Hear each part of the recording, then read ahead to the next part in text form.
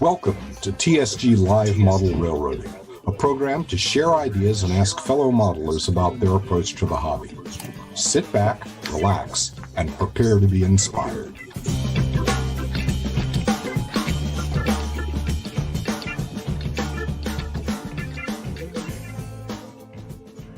All right, well, you heard the man. Sit back, relax, and prepare to be inspired. I'm John, your host, and this is TSG Live Model Railroading. Welcome, and thank you for joining us here today. I'll bring our guest on in just a second. It's Saturday, November 20th. It's about 9:01 a.m., and it is a beautiful day in the Bay Area where I live right now. And we're going to be talking about layout design this time. So I've invited my friend Byron Henderson to come on and join me for this. Byron is the editor of the Layout Design Journal. That's the publication that's put out by the LD SIG. I've known Byron now for probably 4 years or somewhere around 4 years, and always find him to be very interesting to listen to. So let's bring Byron in. Welcome, Byron. How you doing? Good morning, John. Doing well. As you say, it's a beautiful, beautiful day in the Bay. Yeah. Did I do a good enough roasting job for you? You look like you're blushing a little bit. I think that's just the lighting. There's a lot of red in the corners of the room. So I apologize for that. Maybe I should go on a little bit more about how great you are. see if we can turn you purple. Kind. You're very kind. Yeah. So anyway, welcome again. Thanks for joining me today, and I'm looking forward to an interesting discussion, as it always is when we talk. So at least I find what you say interesting. I don't know if it goes the other way. You're a delight, John. You put up with me. You put up with me well. So anyway, we're going to talk today about layout design, obviously, because that's your wheelhouse. And not only are you the Layout Design Journal editor, but you have an entire business of designing layouts, right? I do. I do layout designs for people for money. It's a very strange thing to have as a job, but I enjoy it, and the clients seem to enjoy it. In fact, I'm really backlogged right now. The pandemic has led a lot of people to try to move forward on their layouts. So it's been very busy, but it's always interesting. The cool thing about designing layouts for other people is that you get to explore different things that you yourself would never do. And so, whether it's designing a modern era layout, one of the layouts I'm working on now is a modern era layout set in Southern California, an area that I know. And it's not my personal modeling interest, but it's really interesting to wrap your brain around that. There's another one that's in the Pacific Northwest, around Centralia and Chehalis and that area. And another area that's interesting, fascinating, but I would never personally have modeled it. So it's fun to have that exposure. Yeah, for sure. I hadn't really thought of it that way, but you make a good point. If you're designing something that you would never build, that really forces you to think differently about things, doesn't it? It does. That's pretty cool. It does. Right. Well, in fact, I see the client for the Southern California modern era layout has joined the show. So I hope he doesn't after this think, what am I doing with this guy? And actually, it's our second project together. We're expanding the layout, so he knew what he was in for. He knew the job was dangerous when he took it. I'm looking at our comments now, and I'm trying to figure out: is it? Let's see. I don't want to out him here. He may. He may say something rude later, so we don't want to. We want him to feel free to. Yeah, no. I see it now. I see a Southern California related thing. Okay. Yeah. Well, I'll try to ask easy questions then, so he doesn't find out, what you're really like. Yeah. Let's keep that under wraps. Anyway, maybe we should get started because I know we have quite a bit that you want to cover, and I will try to keep my questions to a minimum because I usually, and we talked about this, of course, off camera beforehand.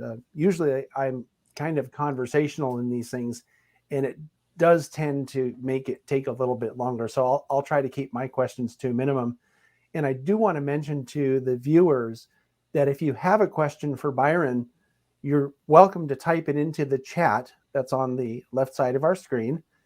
And I think because of the amount of info that we're going to be dealing with here, probably over the first hour or so, I will probably not click on questions unless they seem super highly relevant to the slide that we're on, because I know how thorough you are, Byron, and my expectation will be that you're probably going to answer that question within the next slide or two if it comes up. You know what I'm saying? So Sure. I think it would even be more advantageous to people if we go through this slide presentation first and, maybe write down your question, talking to the viewers now, write down your question and then ask it when we do the session at the end where we're dealing with questions and having basically a general discussion. So, but that's kind of the format of this model railroading live TSG live model railroading program, is that we'll go through the information and then have the questions at the end. So with all that explained, let me bring up the presentation for you, Byron, and you may proceed. We're going to be talking about small layouts. And I think a really good question, I'll ask a question right off the top because I think it's a good question to ask when you have a topic like that, because small layout could mean different things to different people. So how do you define small layouts, I guess would be a great question. It is a really good question, and people have a lot of different ideas about what a small layout is. Some people say small layout, it's an HO 4x8. It's not, and I'll show you why later. Or people say it's a beginner's layout. It's a simple layout. It's in a corner of a room. It's a shelf. And actually, there's some truth in all of those. But a small layout really is, I sort of look at kind of size classifications. There's sort of a mid-sized layout that's maybe 100 square feet or 120 square feet, including aisles. Always have to include the aisles because there are going to be people in the room. So small layouts generally, what I feel like have the same characteristics. So small layouts are a set of characteristics more than a specific shape or a specific size, but probably under 30 or 40 square feet, including aisles, including space for people. And then they go down very small. We'll talk briefly about micro layouts, which are 4 square feet or less of benchwork area. So that's a very, very tiny layout, especially in HO. And there are people who've done them in larger scales. It's more of a set of characteristics, set of features than a specific size, but I would say probably less than 30 or 40 square feet overall. Okay. So it's not necessarily what everybody else would say is a small layout. That makes sense. Right. You said something. Sorry, I don't go mean ahead. to. I already have a dumb question for you. Good. You said something about how a 4x8 piece of wood isn't a small layout. Is that because of the area you need to walk around it? Or exactly. Okay. So, and I'll show a graphic in a little while. A 4x8 is actually 80 square feet. And so, that's not a small layout. So, doesn't mean that can't be a good layout, but it does mean that it's not a small layout. Did you see the gears turning in my head just now, Byron? I was doing the math. I'm like 4x8 is 32, but then I remembered you just mentioned a minute ago about aisles, right? Man. And you have to have space all around it. What is it? 2 feet? Is that what? Yeah. So that's an absolute minimum, or I think a minimum 2 feet. Even if you dock one edge of the 4x8 against a wall, you still have 2 feet on either long sides and 2 feet on the remaining short side. So it's just math. Right. and geometry. Sorry, Right. sorry to those of you journalism majors out there. No offense, but there is a very very small amount of math in today's show. So See, and now there goes that whole thing a that whole the kids, segment. You're well, losing a whole segment. I'm sorry. the kids in high school say, well, when am I ever going to use this? When Right. you're a Why? model railroader, Yeah. that's when Why? you need Why your am I? math. Yeah, Why am I learning about geometry? I'm never going to yeah, use this. yeah, Yeah. yeah. Oh yes, you are.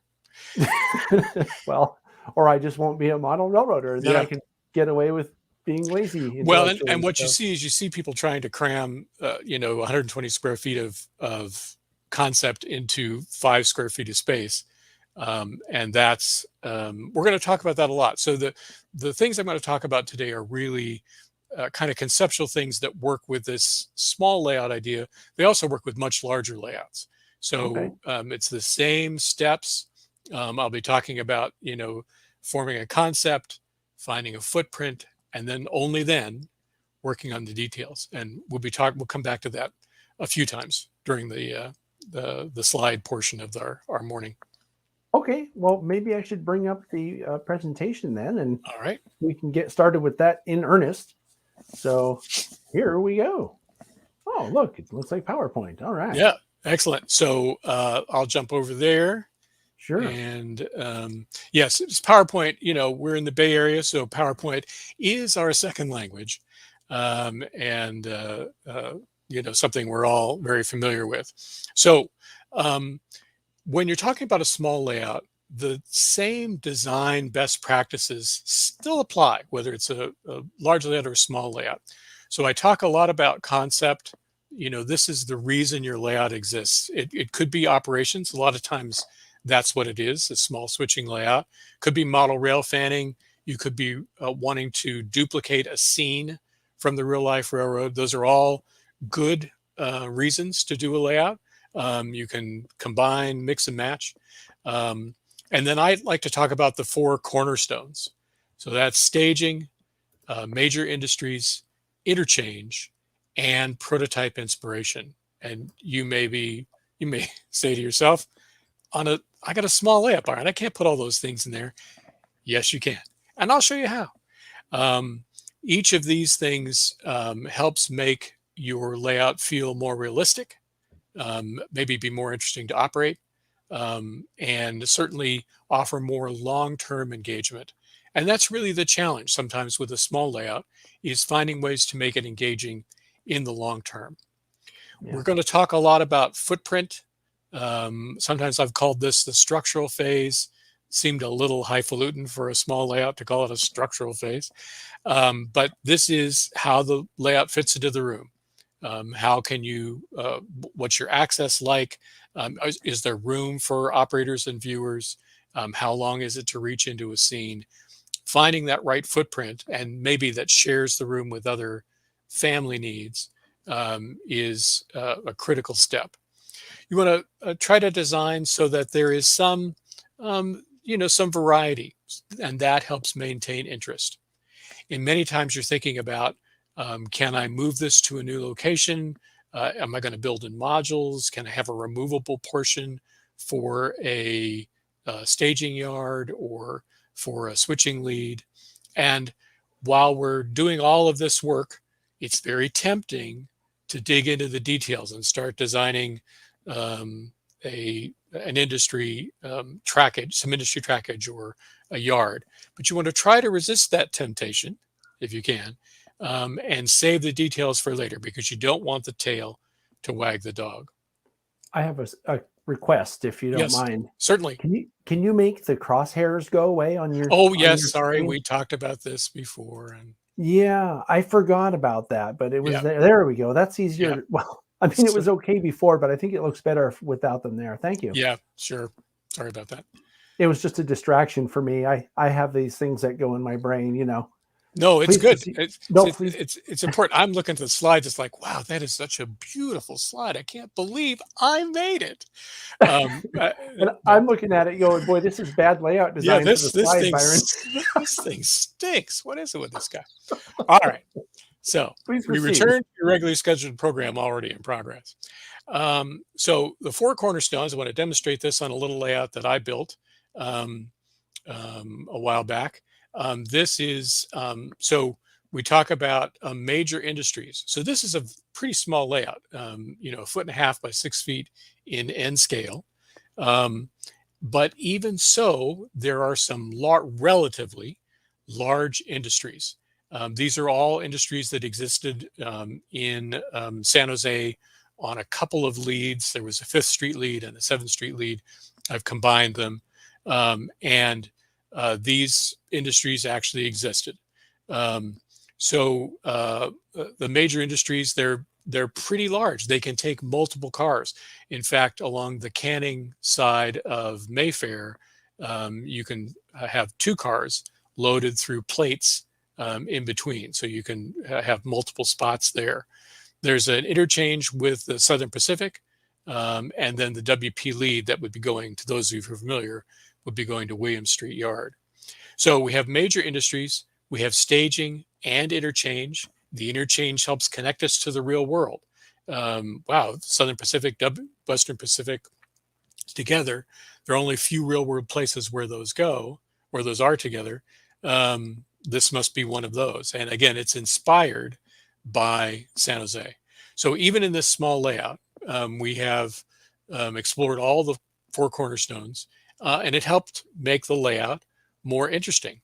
Unfortunately, this layout suffered a GRI, a gravity-related incident, and is no longer with us. But it was a lot of fun to run in the meantime. And even if you were planning for a very freelanced idea, there's some railroad that's probably like your railroad, whether it's the Reading or it's the Florida East Coast, whatever it is. And using elements and ideas from that layout helps ground it in reality. And especially for a small layout, that's an important piece of the puzzle. So how do you do a conceptual phase, even for a small layout? The key thing about concepts is you really want to think about the story you want to tell. What's the very specific story you want to tell? And the story could be very simple. The story could be, as that layout just was, industrial switching in San Jose, California. This is a very important step. It's often ignored. People just jumble things together, and it makes the layout, I think, less satisfying and less interesting in the long term. So this would include, you know, what is your era? Is it modern day? Is it the 1950s? What experience does the viewer have? Do they feel like, oh, this is a very gritty industrial area in some, you know, downtown, or is it a more of an open agricultural Midwestern kind of an area? You know, what are the signature pieces in that small layout of mine that I showed? It's this fruit packing and canning. Was a huge business in San Jose. Long before it was Silicon Valley, it was Prune Valley. And there was a lot of fruit packing in the area. And you want to balance those signature elements, whether it's a packing house or a refinery or a factory, a steel mill, whatever that signature element is, you want to balance that with typicality. So everything can't be special. Everything can't be unique, one of a kind, or else you're kind of straining credibility with that. And by doing all this in the conceptual phase, which is unbounded, not to scale, it doesn't matter that you only have a 10-foot by 2-foot shelf. At this point, you're thinking very big picture. This is a very difficult step for most model railroaders who want things to be by the book, show me the formula. I want to just check the boxes and have a layout pop out at the end. I recognize this is your need, and I'm sorry, because you have to be a little bit of a storyteller here, even if it's only you that's going to hear the story and see the story. This concept, setting this concept ahead of time gives you a plumb line that you come back to and check what you're doing against and say, is this, does this help support the story I'm telling, or is it a distraction? So that can help you get out of, years of trying to figure out what you want to do and whipsawing back and forth. So now on to the footprint. Talked about concept, footprint, detail. The footprint is sometimes, especially with a small layout, you just have only so much space. You have a corner of a room, you have a shelf, you have an alcove. You've got to share it with other things like a desk. You got to share it with other household activities. Maybe it's in a family room. So those are things, especially with a small layout, excuse me, that are often more impactful than with a larger layout. It doesn't have to be a rectangle. See the space, not a rectangle. You want to modulate the depth and shape where you can. Sometimes you can't. Sometimes it's a 2 foot by 10 foot shelf, and that's what it is. Fine, you can make a great layout out of that. But at least consider the opportunity to modulate the depth and shape. That may help with reach. It may help with setting the scene. There are a lot of reasons to think about that. One thing I often run into in layouts of all sizes is people who say, well, I want to use number 8s everywhere. My minimum radius is 22 inches in HO. So that's a bad combination. You're wasting the length of the number 8 turnouts because they're much broader than the curves. So you want to kind of keep those things in balance. Now, there may be a reason you may say, I'm building one scene. It's really almost an operating diorama. I want a broad crossover there because it's part of the scenery. That's a different case. But generally, you want those things to be in sync. So sometimes, in a small layout especially, you'll do the footprint, have a rough to scale model, conceptual phase, unbounded, not to scale. Footprint phase to scale, even if it's not in detail, because now you got to keep it real and now you got to make the compromises. And then you move to the detail phase. Sometimes, especially in a small layout, you'll have to iterate again, and things you discover in the detail phase may cause you to revise the footprint. And one of the most important things to think about, especially when space is at a premium, is putting the people inside and the layout outside of the space. What that looks like with an HO 4x8 of all things is this. So on the right of your screen is the Virginian, which is a very well-known HO 4x8 published in Model Railroad magazine. And it does a pretty good job for an HO 4x8. I do have an allergy to HO 4x8s in general, but some of them are okay.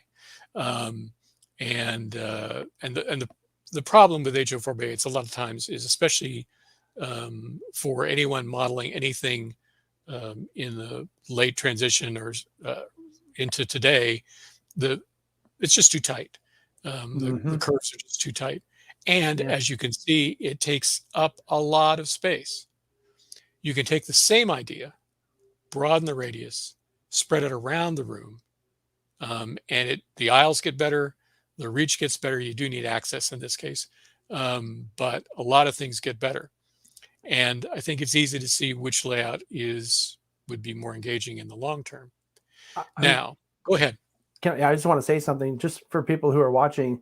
I think that the slide makes this pretty evident, but I just want to point this out to make the point as clear as possible. That's the exact same room with the exact same door in the exact same space.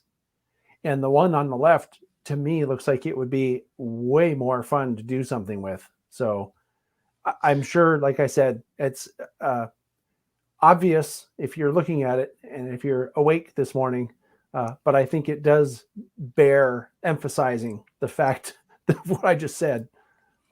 Yeah, and I think it's a very good point. They're both 8 by 10 foot spaces, and I think even if you're building a smaller layout, like, wow, if I had an 8 by 10 room, Byron, I wouldn't be listening to you today. and I say, "Oh, well, you're wrong. You still have things you can learn. Don't be haughty about things." Um, even if it's a shelf layout, think about where the people are going to stand, where they're going to view from, how you can make best use of the room, and so it's see the space, not a rectangle. Yeah, it's interesting because I've seen those 4x8 type layouts, and I don't know. To me, just the impression that I get as someone who's into this stuff is, oh, it's a roundy roundy. That's what I call that. And it may not be a roundy roundy. It may have some very good switching, but then you have to look to find it. Whereas, and someone was making this comment a second ago, which I highlighted. The one on the left was much more. It drew me in, even just on the paper, the way it was. It drew me in a lot faster than the roundy roundy did. So I'm like, oh, look, there's something on the left side and on the right side, and you can go in the middle of it and kind of be surrounded by it. Whereas with the 4x8, you can't. And I'm not criticizing 4x8s. There's plenty of 4x8s, and I know a lot of people have a lot of fun on them. I'm just saying that to me, the one on the left also looked a lot more. There was an instant buy-in, at least for me. So yeah, and I think one of the things that you always have to consider is what's the purpose. If you go back to the concept, back to the theme, back to the purpose of a model railroad project layout is to be a way to introduce newcomers, which is fantastic. It's great. But it's also to be a stage for photography and video. And the latest project layout, very much along those lines. It's an N scale layout. It's great for what they intended it to be. So you go back to the concept, but there's a lot of different things one could do with an N scale 4x12 than they have done. So let's talk about now this footprint. We've seen how it affects the room, and what tools do we use in our design. There's a concept that most people are familiar with called selective compression, where you take something that's a building maybe with 7 archways and you build it with 5. That is pretty well known, because what we're doing, John and I were talking about it before, it's not just a mechanical ratio where you say, well, the real scene is a mile long. I'm going to compress it to 5%. So everything is going to be 5% of the real thing. You can't do that. You have to edit. You can't just mathematically divide and build it that way. So that's selective compression, being an editor for a real scene or an imagined scene. Then there's what I call compressive selection, which is choosing the more modelgenic of 2 or 3 choices. So maybe there's a town with 3 or 4 grain elevators. Maybe you want to pick 2, and you want to pick the 2 that are small or have certain idiosyncrasies that are interesting or on the correct side of the tracks or whatever. So you're selecting from a broader range of choices. You're selecting the one that's going to be easiest to model and fit well.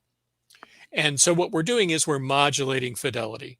Everything is not as realistic in all places as it is in some places.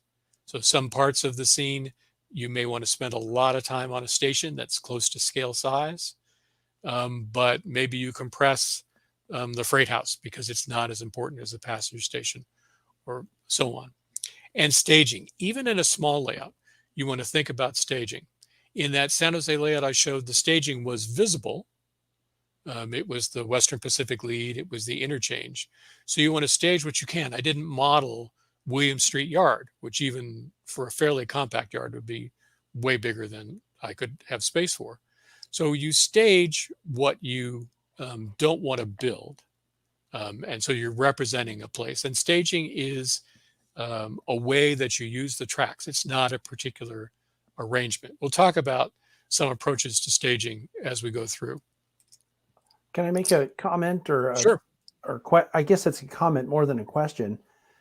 and just to make sure that I understand properly what you're saying about the compressive selection and modulating the fidelity, one of the things I've noticed is that on some layouts, the people who built the layouts very intentionally, apparently to me, add or included certain elements. A great example would be our friend Seth Newman, who has a Niles Canyon on his layout. And I can point to at least 2 places where I have stood in the real Niles Canyon on his, and I can point them out on his layout and say, Seth, I stood right here and this is exactly what I saw. And I know that he included those scenes because there was a ton of stuff in the middle, in between, left out. Correct. And I my impression, and maybe I'm wrong about this, but is that you want to include that stuff so that there's buy-in, even if it's from the owner of the layout, but certainly from anyone who visits. They can look at it and now they have a personal connection, which makes them more sucked in to the whole story that you're telling. Is that kind of, am I so reading that's that right? So that's both a combination of compressive selection, because you've picked a couple of scenes to model in more detail. You're modulating fidelity because you're not modeling everything in between, and those are signature scenes. So it's all of those things combined, and Seth's done a fabulous job of that. And other places are too close together. But if you look at Radom, if you look at that scene in the canyon, those things are done well. Seth has invested space in them, and time, and obviously, and that makes it tells the story of the layout. He's communicating the theme and the concept of where it is and what it does. So that is exactly, it's a perfect example of all of those things, and makes it a better layout, a more interesting layout. Yeah, I should mention while you're advancing your slide, I should mention that for people that haven't seen Seth's layout, because I'm sure that most of the people watching probably haven't seen it, there is a layout tour on this channel of Seth Newman's layout. It's called Oakland Sub 1999 or something like that. Yeah. And his name is spelled Neumann, not Newman. So you can search for that on this channel after we're done here and take a look at what we're talking about. You'll see Niles Canyon. And if you've been to Niles Canyon, you'll be like, oh, look, it's Niles Canyon. Sorry, Byron, please proceed. I just wanted to make sure I was catching the meaning that you were. Absolutely. You're absolutely right. I think it's a good addition. Thanks. So, so staging, people think of staging as a big hidden yard underneath the main railroad, but it doesn't have to be. It can be a secluded track, behind some trees. It can be just a way you use a visible track. It's a function. It's not a yard necessarily. So, you can use a car float, as a layout I'll show later does. You can hide some tracks behind a backdrop, thinking about how you overlap it with the rest of the layout. Overlapping is an important thing we'll talk about also. And how and if and where you're going to stage is a very important part of this footprint consideration. So it represents your connection to the rest of the world. It's a function, and it helps make your railroad more realistic, I think. And I think a lot of people agree with me. At least people I spend any time with agree with me. All the smart people agree with you, right? Certainly. That's the way to bet. So in small layouts, one of the things people do a variety of things. There's something called a fiddle yard. It's called a fiddle yard because you fiddle with it, moving cars on and off manually, and or a traverser, which is basically just a sliding shelf that can bring different cars into play, or movable cassettes. These are all approaches to staging that are useful, large layouts or small layouts, but especially small layouts because a traverser, you probably don't want it to be too long, and a small layout, smaller number of cars, that works well. Same with the cassettes. You don't want to be handling a large thing. Although Bill Kaufman, in his San Francisco Municipal Railroad, does use fairly large ferries, and you have to pick. It's a kind of a load. You have to pick it up and move it on and off the layout. So there are lots of ways to approach staging that isn't just a yard below the layout, because in a small layout, you probably don't have room to go up and down to a subterranean staging yard. I mentioned, and I'll just touch on this because it's really a thing all its own, micro layouts of 4 square feet or less in HO. They don't have to just be a puzzle. They could actually provide some engaging operation and an opportunity for scenery. In Jack Trollop's Box Street Yard in HO, you see this sector plate, which is kind of a mini turntable that serves as one end of the runaround and also as staging. These tend to be fairly puzzle-ish often. We'll talk about whether that's a good or bad idea later. Spoiler alert, it's a bad idea. But we'll come to that. Here on this small layout, there's a traverser out of scene here to the right. And we have kind of this shadow box effect, which makes, for a great scene. We're not going to talk about that in a lot of detail, but the, these very, very tiny layouts still, as you can see in the picture of this scene, it tells a story. It's a small town. There's a feed store. There's, a team track. It's still telling a story. It's still communicating a concept, even in that very, very small amount of space. So let's do an example, shall we?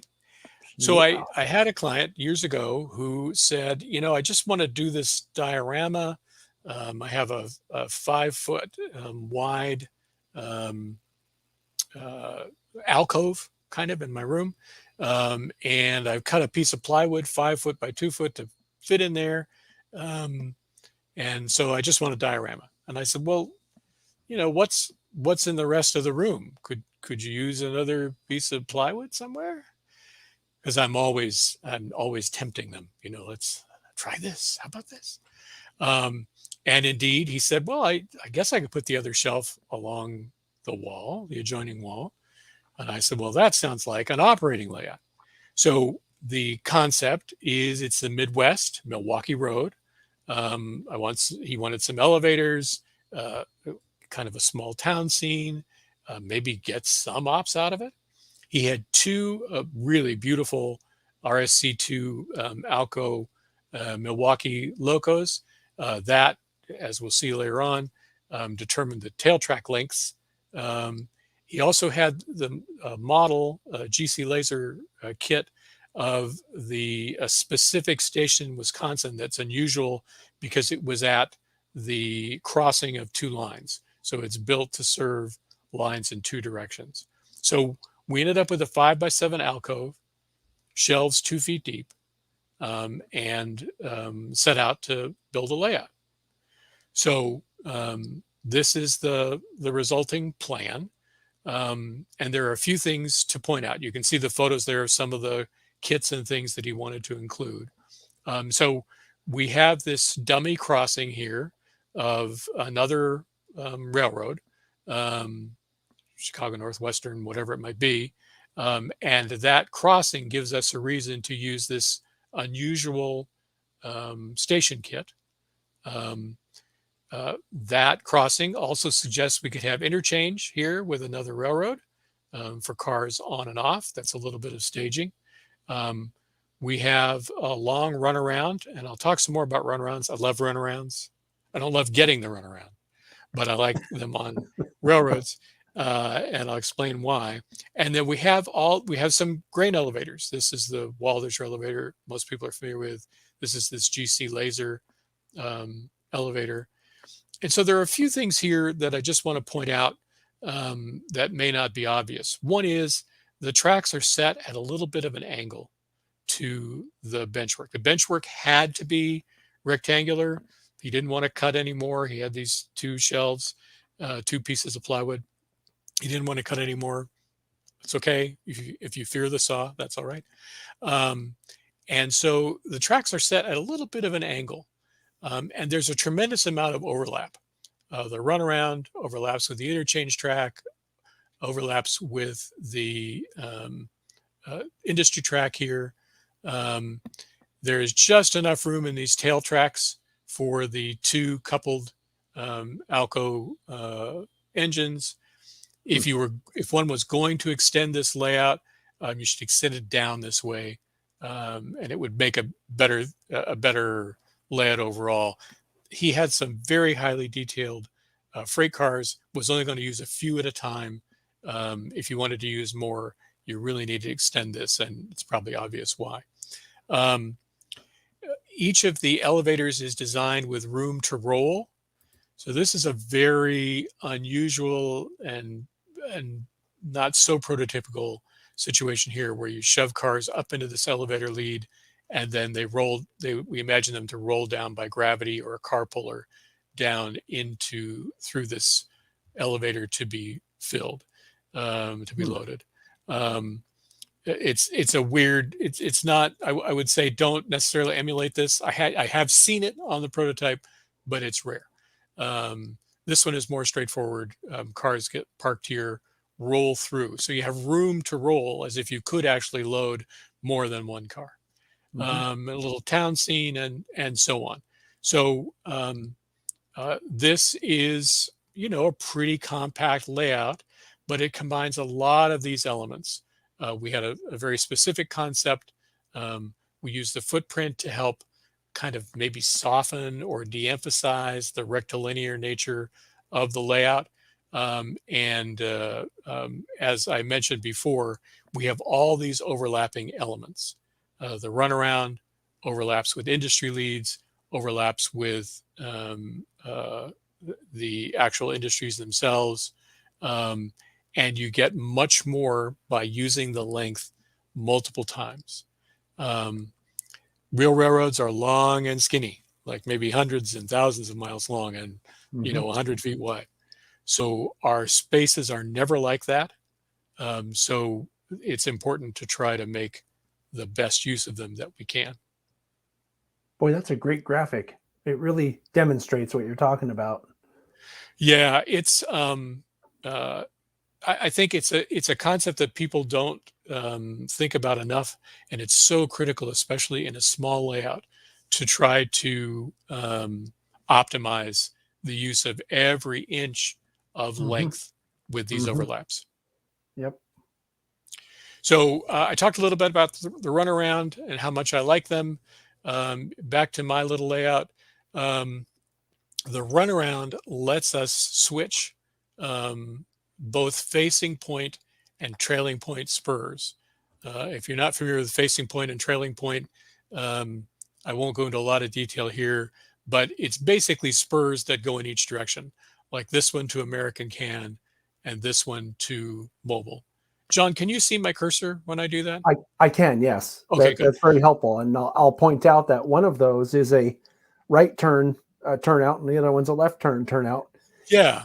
So that's really what you're talking about, right? One facing one way and one facing the other way. Right. So it's as you're driving along the branch line, you come to one and you're looking at the points of the turnout. That's facing point. In other cases, you're passing the points, and that's a trailing point. But the key idea here is that this runaround, this connection here between that end and that end, lets one get the engine on the other side of the cars, so you can pull and spot cars properly. Now, all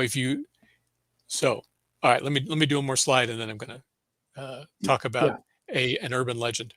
I'm really liking this because that runaround is so cleverly used, because usually if you're just operating on what I would consider a simple layout, all of them would be trailing points, which those are the easiest ones to deal with, because you just get the caboose off, leave your stuff there, pick up however whatever the puzzle is, right, and then just pick up your caboose and go away.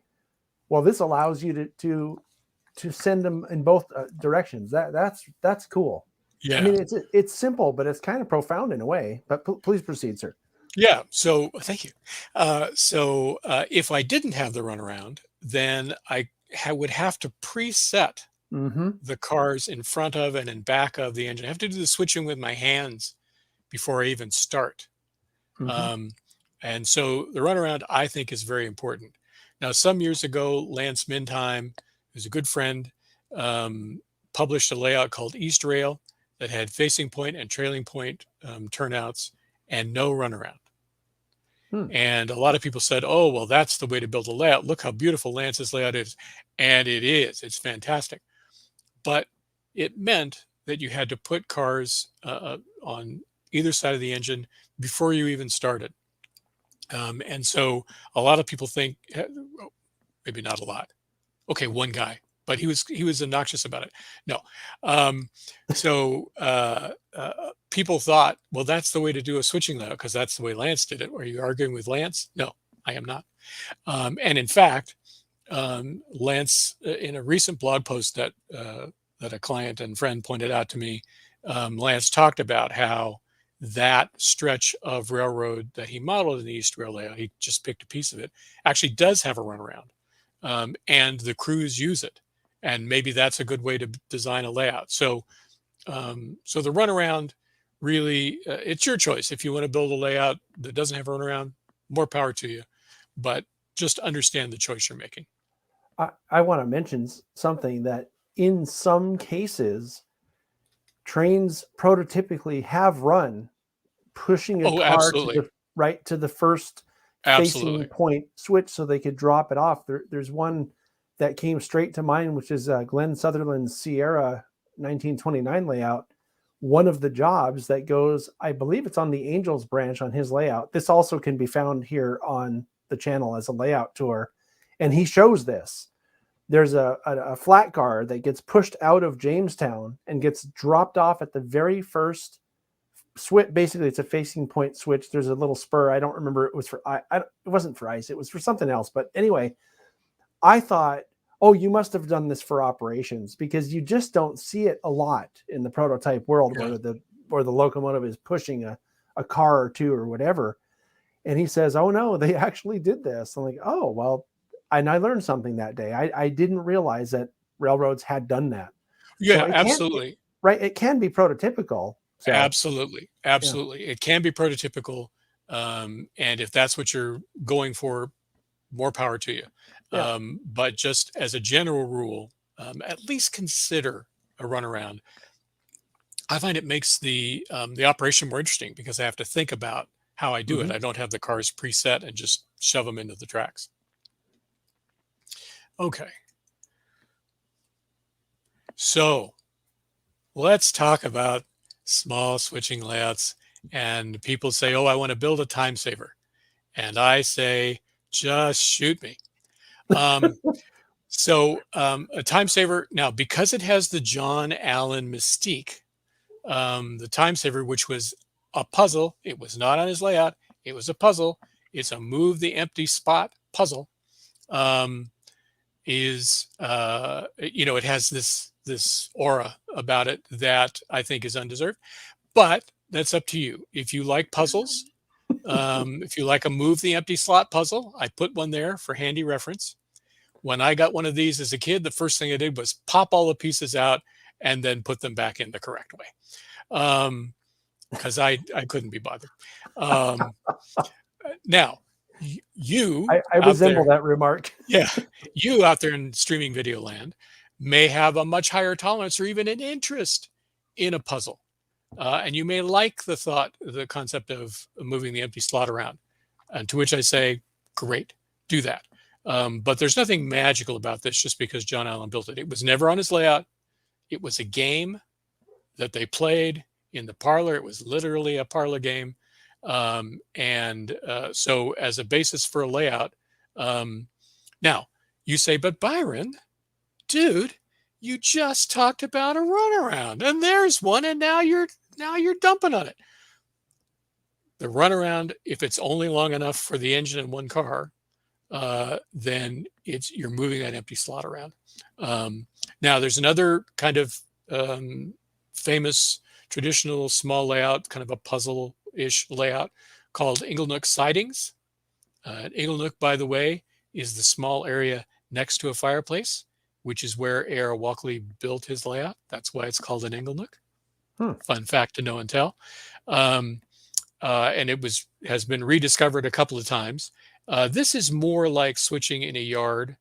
You have a specific set order of cars you want to put into place. You have to move cars around and have some cars. So that's certainly a little more like a real railroad. But I want to present to you the perhaps somewhat forgotten small layout, and that's a Switchman's Nightmare, which really should be called the Switchman's Dream.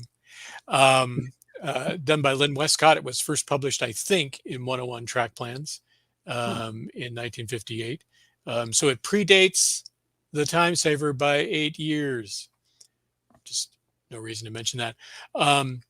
And this has a runaround a bit longer. And if the first time I looked at this, I thought, it's another switching puzzle. I'm not that interested in puzzles. But if you think about it a little bit more, if you think of this as a yard, like an interchange yard with another railroad, something like that, and this as a multi-track large industry, maybe another industry up here, never mind the switchback, this could be a pretty interesting layout. And in fact, many, many layouts are built using or designed using some variation on this theme, not always this size. So I want to encourage people who are thinking about building a small layout and think, I'll just build a Time Saver. Consider the Switchman's Nightmare as well. Here are some examples. The one on top was a client who said, I want to build this layout. I have a lot of engines. I don't have a lot of room. They're diesel engines. And I want to have some place that I could realistically display them and do a little bit of operation. And I like the classic Switchman's Nightmare. You've convinced me, Byron. Your blog was so persuasive. We have a convert. Yeah. Which is the first time that someone never said that. So I designed this variation on the Switchman's Nightmare. The ready track is where engines and a few freight cars for fuel and sand come in. And they, so you can do some switching. You can see the tail tracks are designed long enough for a couple of units. He was very, very happy with this. He had a specific space and a shelf. And so that was all defined. So that I did a few years ago. And then more recently, someone said, I really like that concept, but I only have 5.5 feet. Well, no problem. Actually, it was a challenge, but we were able to take kind of the same concept and rebuild it into a more compact space. You can still spot a couple of freight cars. There's still an engine house. That's the Pike Stuff, the small Pike Stuff engine house. The diesel house above on the above layout is Walther's. Still build this in. Now, these are, these are very specific concepts with the idea of being engine service mostly, not a general track, not a general kind of layout. But I think it is interesting that the Switchman's Nightmare becomes a good option here. So let's talk about a real life railroad and how a Switchman's Nightmare kind of concept can fit in. So this is Pacific Electric. They did have freight operation. And after it was all chopped up by the evil bus, gasoline, and tire oligarchy conspiracy, there were still some little pieces of the Pacific Electric operating into the 50s. This was called the Orphan Spur. It's in the San Fernando Valley. And there was, some packing houses, a cannery, and a team track, which was the end of the track that used to go on when it was an interurban. So this is sort of the real thing, drawn roughly to scale from a map by John Signer originally. And if you schematicize it, you kind of end up with something that looks like this. So some industries, the interchange track, and that all-important runaround. So this sort of looks like a switchman's nightmare, but it has facing point or trailing point spurs, so there's that switching challenge. But there's a runaround, and in real life there was plenty of room to work. That's a 2 or 3 mile long stretch, maybe a little longer, and so there was room to work. You weren't just moving an empty slot around. So to turn that into a layout now, this client was willing to go with my crazy idea of let's modulate the depth on these shelves. They'll be a little harder to build, but more interesting to look at. Some of the industries are built as flats or built along the fascia, and other parts of the layout. This used car lot we'll see in a minute in a photo was kind of an important point that was in a lot of photos. We have this staging track here. We imagine the SP moving up here. This is a dummy line. So we've kind of captured this small prototype in, 6 by 8 feet roughly. And with some interest with this modulation of the benchwork edges. So here's the identification of all of that. You can see that it's the runaround kind of centrally located. An important part of this layout, and in fact many small layouts, is you don't want to overload it with cars, because then you are just moving an empty slot around. So a small amount of cars. This would be very seasonal. The orange juice plant might operate all through the year or a longer part of the year, but oranges, lemons, these things can be seasonal. So you have that variation that adds operating interest. I want to point some. Oh, sorry. Go ahead. I want to point something out real quick, which I think is a very simple concept, but kind of profound when you think about it, which is you've designed this based on the prototype, very, very directly based on the prototype. And I think there's a lesson in that, which is railroads worked. And if you base yours, even if you're not doing that exact same prototype, if you base yours on their design, it'll work. Yes. Yep. And that's one of the things, because I've seen it over and over again with people where they're like, oh, well, I had to, take the switch out because it didn't really work there. But if you take the prototypical operation and base your design, it cuts out a lot of frustration and problems, which actually goes along with the whole LDC thing of making only new mistakes, right? But I don't think that a lot of people view design that way. So I think what you did here was actually a stroke of genius, just by following. Well, I mean, just by following what the prototype did. I think that's great. Yeah. So I noticed a comment. People are saying, well, what's with all the HO? Why not some love for N scale, Byron? We'll get there, I promise. So yeah, thank you, John. I think, just this idea of, using best practices, trying to make it realistic. Those are things that apply to layouts of any size. So just a couple of things here. Here's the little critter that they used to switch this isolated line.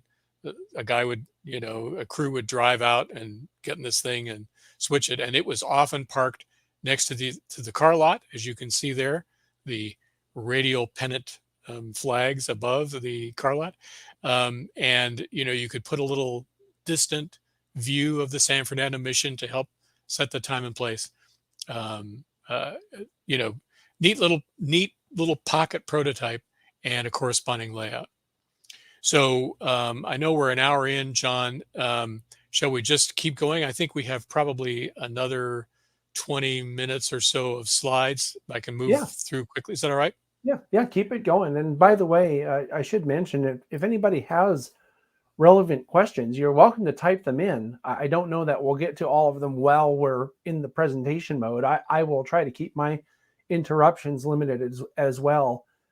I do think, though, sometimes that there are points to make, like that whole thing about basing it on directly on a prototype is definitely a salient point, and it's on your slide right here, based on prototype practices and situations. So yeah, and just one other thing to add to that, Dave Adams, who John knows, has a beautiful Rio Grande narrow gauge O scale layout.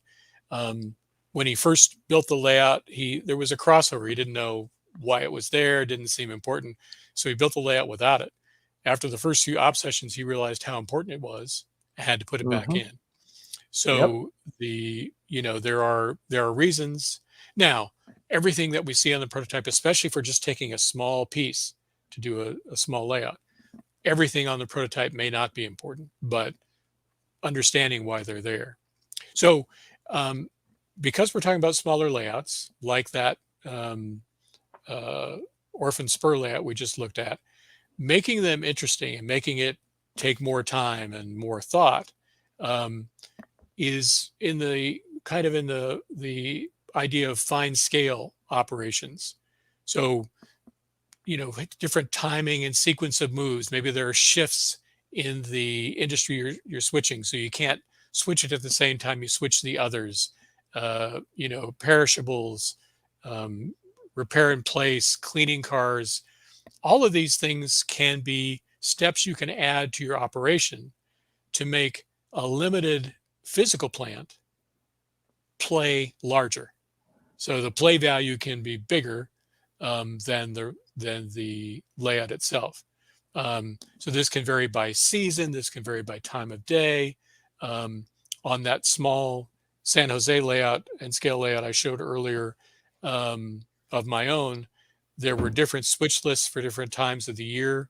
I eventually abandoned the switch lists and went to car cards, but that's another story. And at different times of the year, different industries would be switched depending on what was in season and so on. Sure spots is another real interesting way to add operating complexity and engagement, and is very prototypical. Rather than just shove cars willy-nilly into a spur, they would position them for doors or grain dumps or whatever. So you had to spot cars in a specific place. Another thing I really like to do is to simulate crew rolls by putting little counters, little paper tab or something on the ground to represent the crew. Where would they be to uncouple? Where would they be to throw switch points? And because real crews try to minimize the walking at all costs. So when can you ride? When do you walk? How do you drop a person on the ground in a spot where they can do 2 or 3 things without walking more? So all of these ideas, these fine scale ops examples, they're all working to make things less time focused, unlike the time saver, for example. It's not competitive, except with yourself. You're trying to look at how to make it more realistic, more interesting, more engaging, take more time for fun. And here's just an example of sure spots, whether it would be numbered doors or a specific unloading grate and so on. These can add a lot of interest, don't take any extra space. You're just defining locations on your industry spurs for different purposes. So very, very important, I think, element of the detail phase. So as we're talking about this idea of engaging operations, if you look at game and puzzle theory, I have a friend who designs games, There are a couple different kinds of challenge. One is a sequence challenge. I was describing the time saver to him, and he said, "Oh, yeah, it's like a sliding puzzle. That's a sequence challenge. You have to do things pretty much in a specific order, like a Rubik's cube." Then there's an ordering challenge, which is multiple paths to a solution. That's like switching cars on a Switchman's Nightmare or something, where there may be multiple paths to the solution and multiple reasons to choose one path versus the other. Making the crewman walk less might be one of those reasons. And what's important in game design is that it be a fair test, so that it's not just frustrating and tedious and you hate life because it's so hard. That would be a failure in layout design. That would be a failure in layout design. It's failure in game design also, as it turns out. So those are things to think about in your design process, especially as you get to the detail phase. So you guys can read this slide. We've made a lot of these points.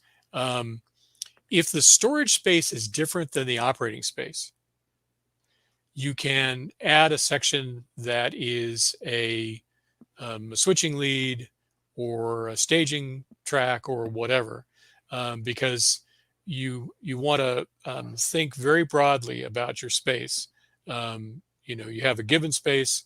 Is there some way to add to that by putting one layout I designed? We put a switching lead behind books on a bookshelf with a block so the books won't fall in the cars.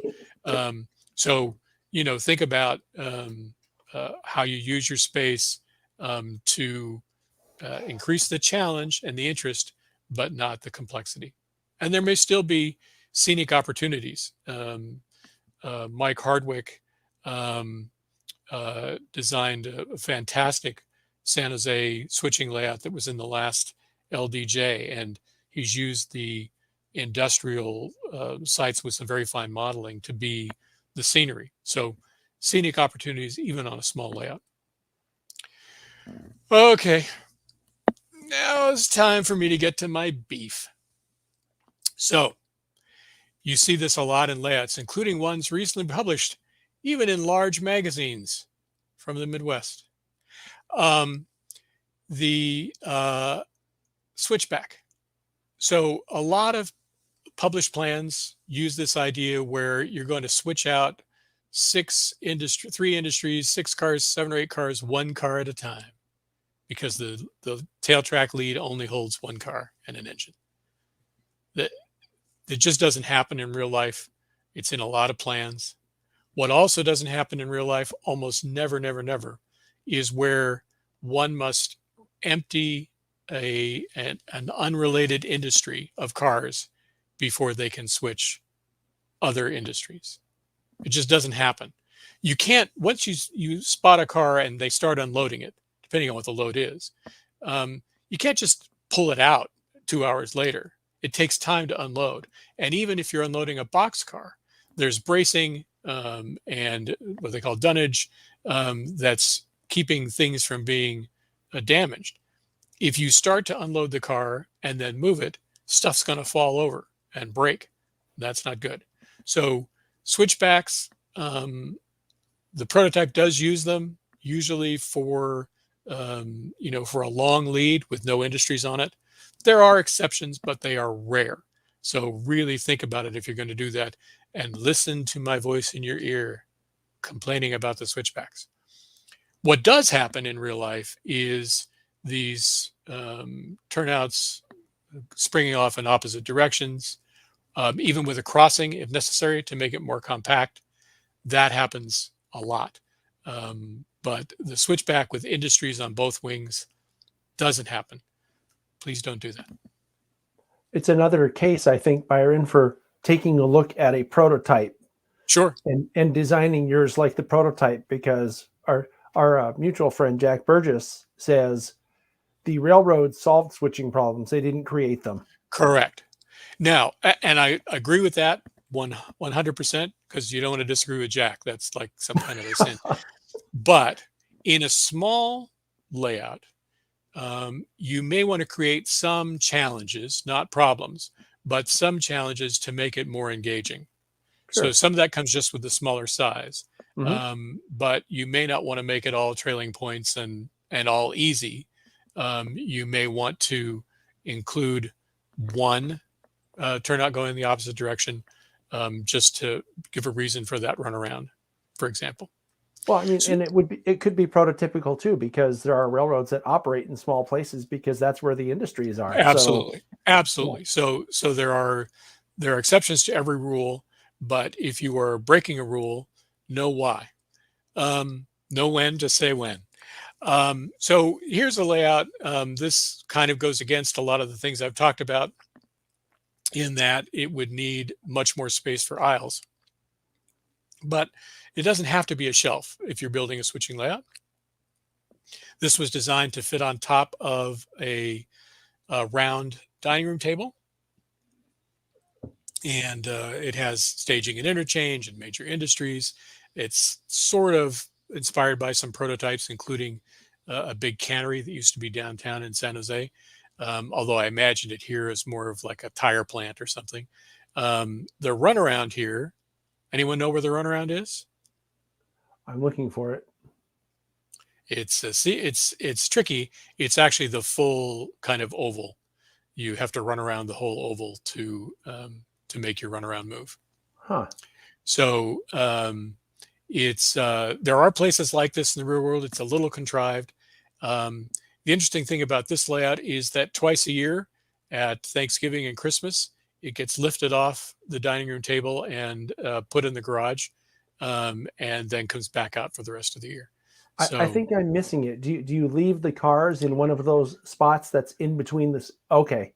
yeah, so you park the cars here and then run the engine all the way around the other way, all the way Oh, around the okay. oval, Okay. and then Uh, you have completed your runaround. yeah. And most of the spurs are, it's designed to be more engaging.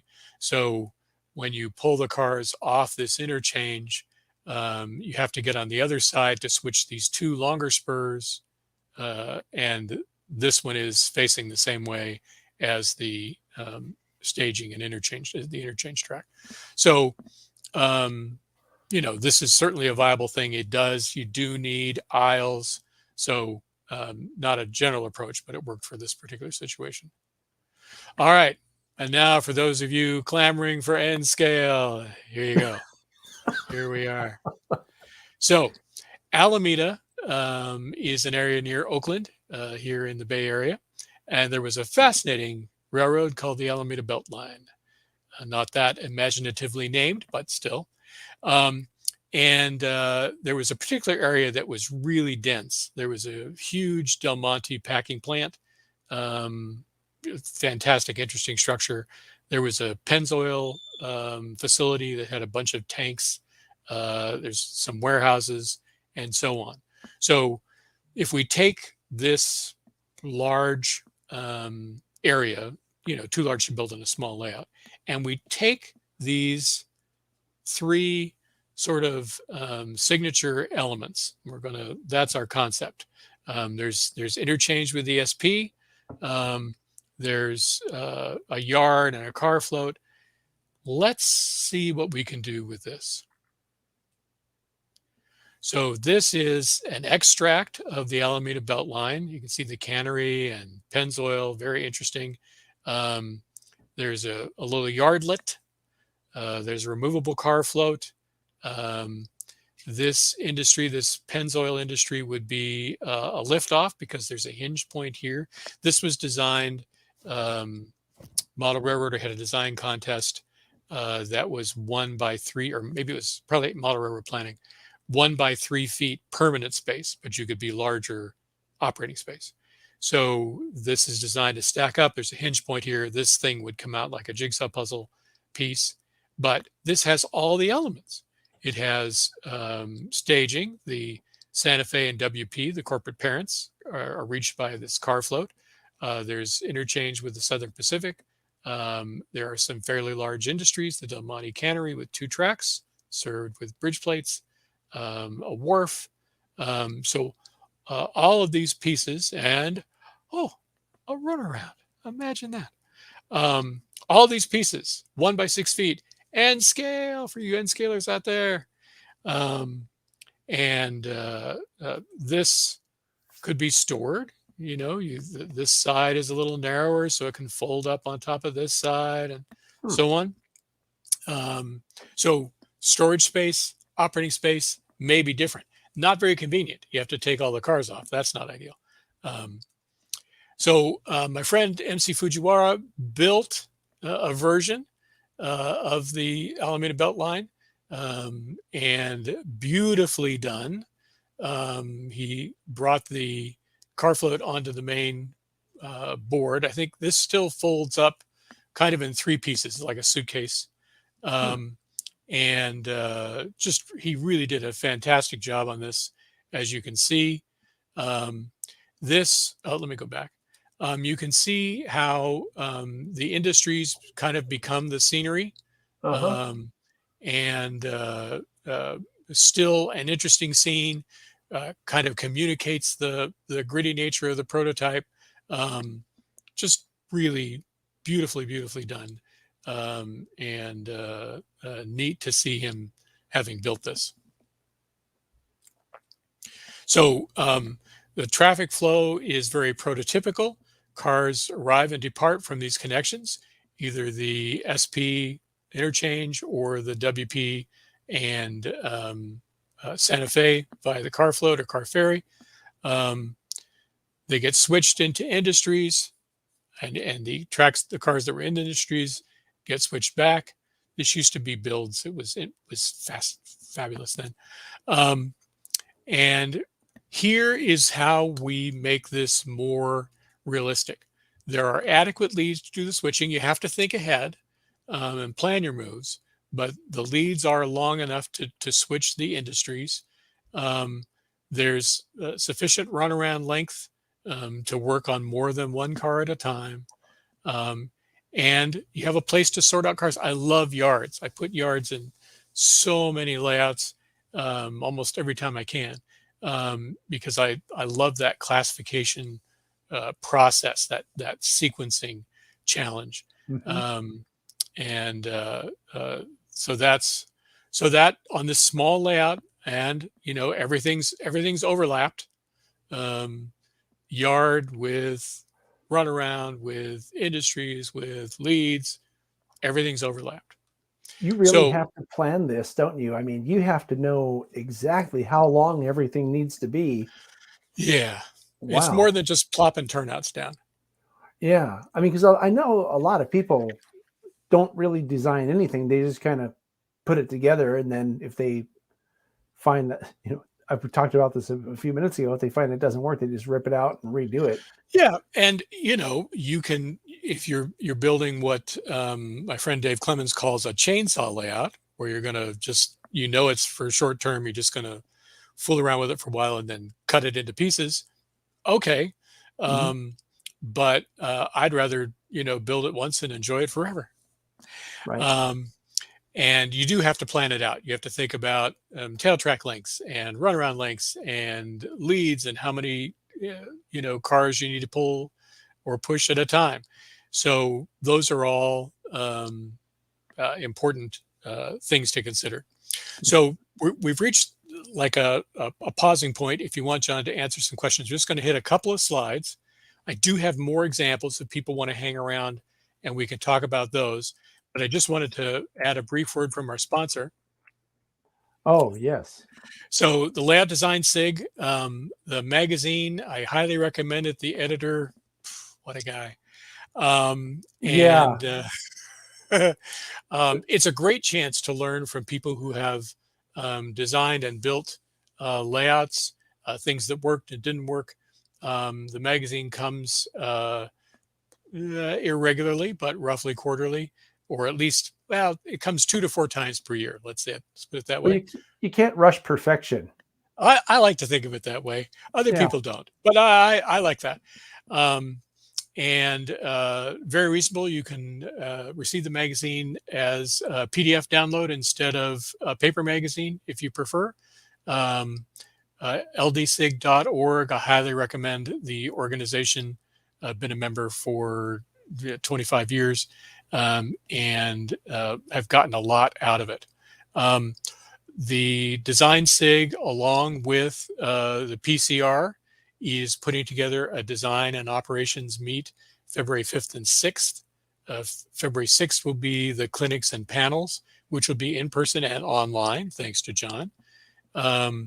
There will be Zoom design and ops help sessions beginning in January. So they will happen out of sync with the event itself.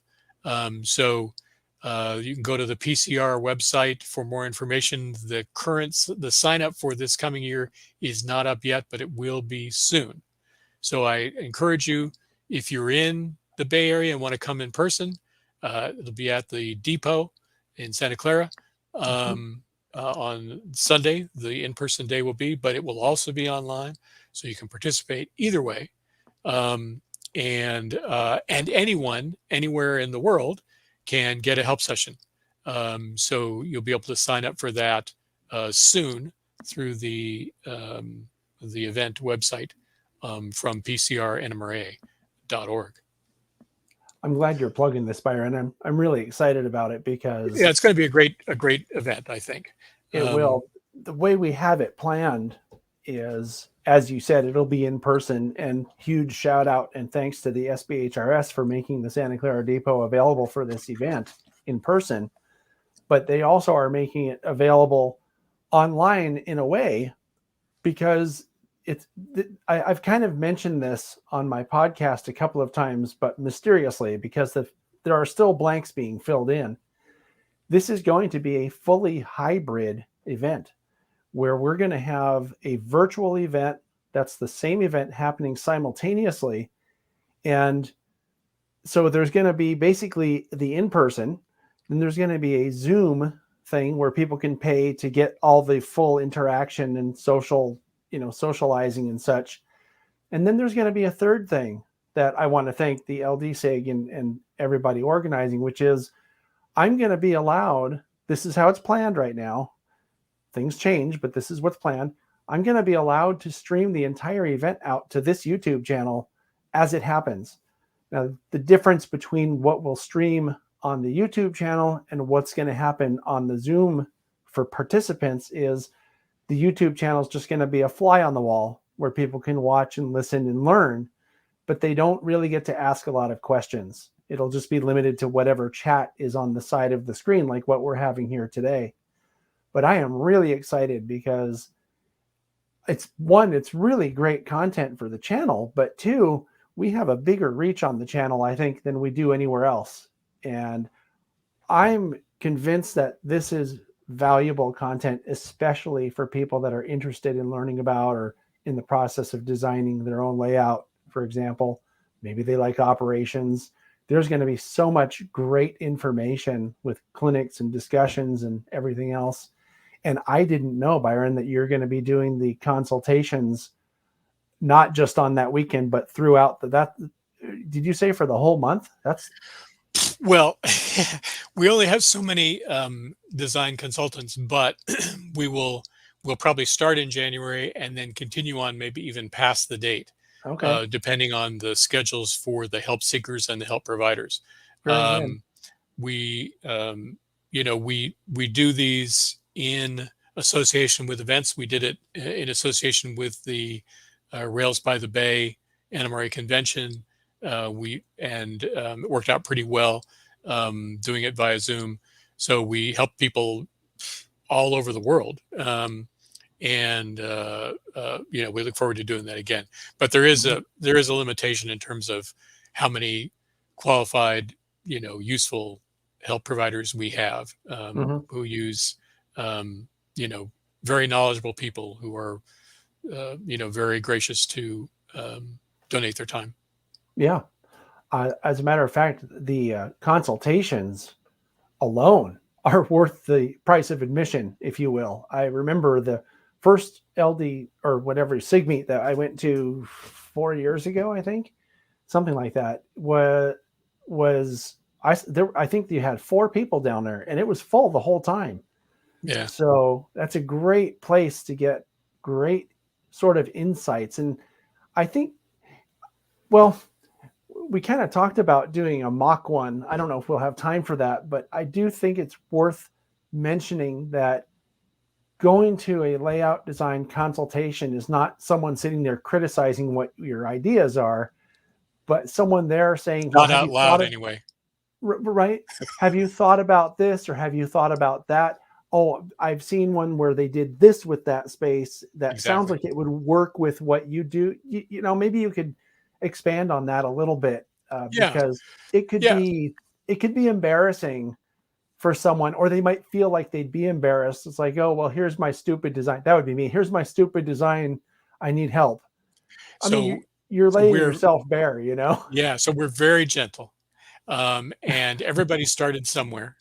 And so we have people that come in with at all stages, like just something they did on a napkin that morning at breakfast, or very people who've already built layouts and are just trying to tweak a little thing. So the people that do these, because we've been doing this now for many years, maybe 20 years, maybe longer. The people that offer these help sessions have seen a lot.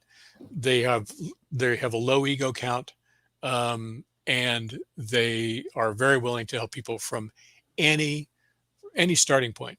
Couple of key things. It is important, I think, that people have thought about their concept and theme, maybe nothing else, but just what is it they want to kind of accomplish? What story do they want to tell? And also have a realistic idea of their space. Those are really the only two requirements. And people who have already built a layout and want an ops session consultation, you need to bring a track plan. But other than that, we have started with people really from literally any starting point. And it's interesting. I do a lot of these myself.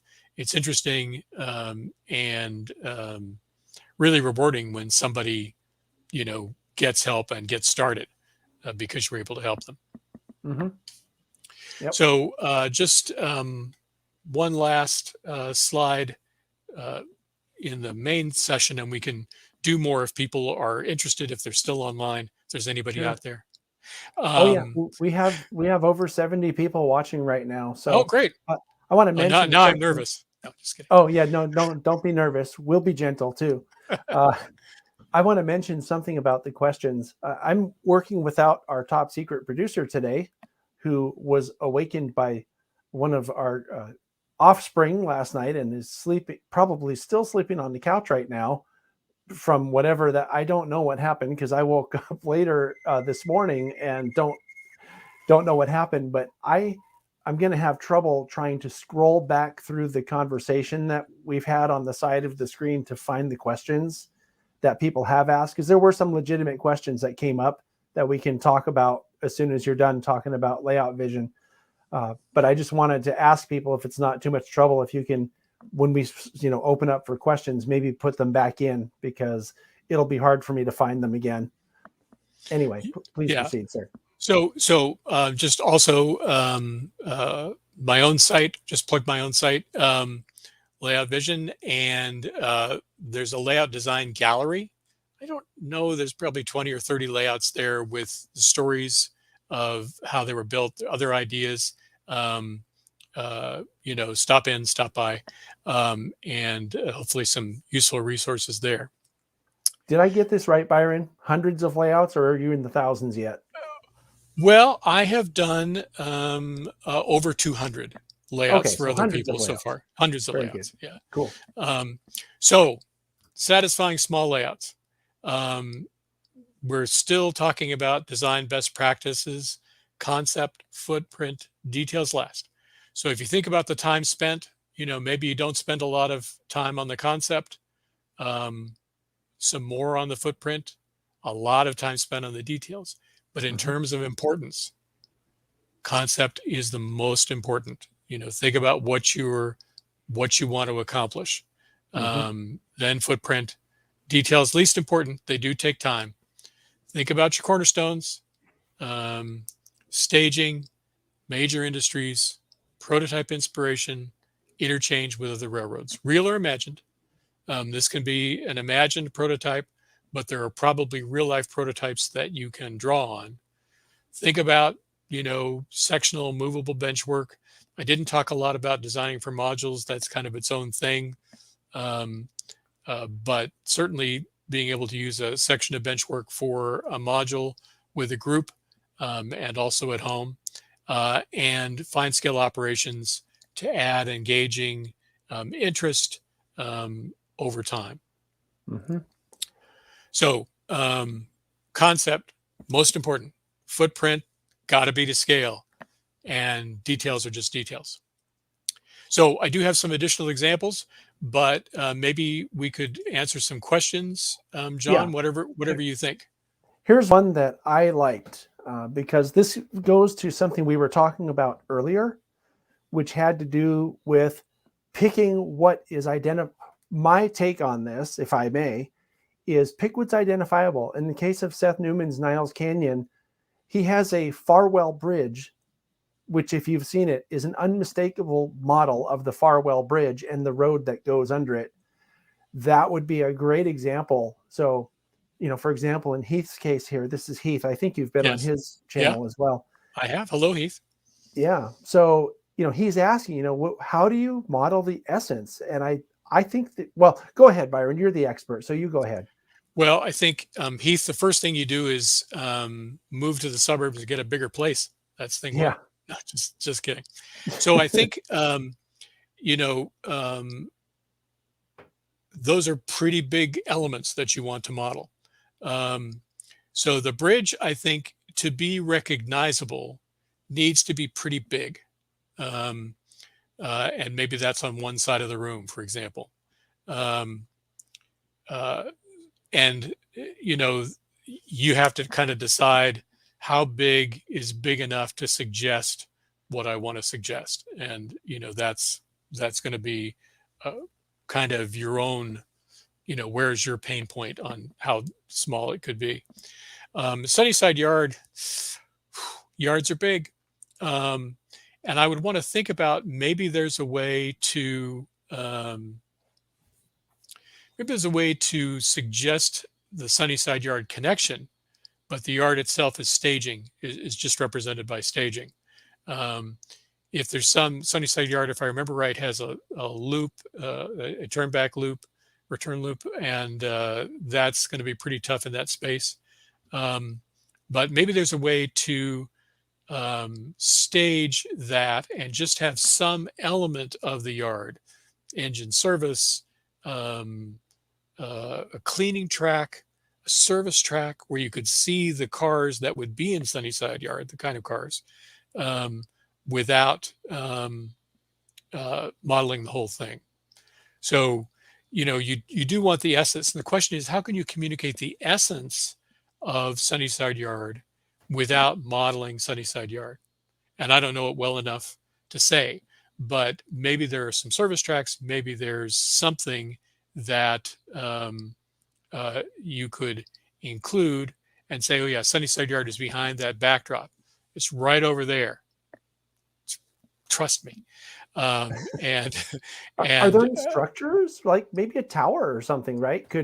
If it's on that side of the yard, all of those, any of those things, a station, car washers, anything that would be indicative that there's a yard there, big coach yard there, that would do it without having to build it. And somebody Split Rock just said Heath needs to pick a smaller yard than Sunnyside Yard, like North Platte. Yeah. But there is an element that I want to suggest, and Heath knows this prototype very, very well. So I don't know it well enough to make a suggestion. But if there's something that's more model-genic that would still suggest the commuter traffic and the long-haul traffic and everything else that's in Sunnyside Yard, is there another element nearby? A junction, a switching, interlocking tower, something else where you could communicate the essence of the prototype location without the whole thing. Hell's Gate Bridge is a different thing. That the bridge is either there or it's not. But maybe you can suggest the traffic and the function of Sunnyside Yard without the yard. Maybe you just show the start of the yard throat going behind a screen of trees or something like that, and that's staging. Something like that. Could do the same thing with the bridge. Just show the beginning of the bridge right at the edge of the layout. I think that the Hell's Gate Bridge is identifiable enough. If it's the one I'm thinking of, isn't it that one with the big arches and the stanchions? Yeah, it's a big bridge. It's very famous. You'd recognize a picture of it immediately. Yeah. So I see some people I think are reposting questions, which is great. Thank you. Yeah. This is one that I thought was worthwhile, just in case you're interested in. Yeah, I don't know if that's what you were. Sorry. Yeah, I was just looking at that. So I am pretty far behind right now. Any new projects, because it's single threaded. I'm a sole contributor, a sole provider. So right now, any project I would schedule right now would be for June of 2022. Wow. And so it runs usually around 3 or 4 months. Right now it's quite a bit longer, just because there's been a bunch of stuff come in. And I've had to deal with, as everybody does, who's a single provider, single contributor. If you have anything in your family like elder care or anything, it impacts everything else you do. So thanks for asking. Very good. So other questions that people saw? I'm trying to go back through. It's really hard to scroll through because I'm having to do that and also try to be engaging as the host here. Yes. That's one of and you're doing a lovely job. Oh, well, thank you, sir. And by the way, I realize I took away our PowerPoint. We can bring that back at any time if you want to continue with the other slides that you had on there. Yeah, so I have probably 4 or 5 more examples that I can talk through. Do you want me to bring it back while we're still looking for questions? Yeah, if you want to look through for questions, and I'll blather. Then what I'll do, because unfortunately the way this thing is, the way this thing is structured, I can't copy and paste out of StreamYard. Okay. So the questions will just pop up while you're talking. Okay. Is that okay? And then just grab we'll just them interrupt. as they come up. Yeah, excellent. Very cool. That's perfectly fine.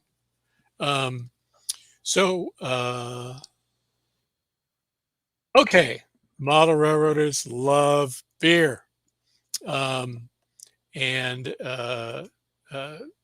This we're going to talk about the huge Anheuser-Busch brewery in Van Nuys, California. If you've been in Southern California, driven by it, you smelled it. This is a huge brewery. The scale is maybe hard to tell, but Busch Gardens used to be down here. And we're going to turn this giant industry into a tiny N-scale layout built on a couple of T-track modules. So here is sort of the rough drawing of the layout of the main structures. There was an article by Mike Osborne, who some of you may have seen doing a clinic in the Rails by the Bay. He actually worked this job for many years out of a yard called Gemco in Southern California. And so there's a bunch of stuff, grain, diatomaceous earth for filtering, beechwood aged. There were CO2 tanks at one time to make ice beer, not familiar, and so on.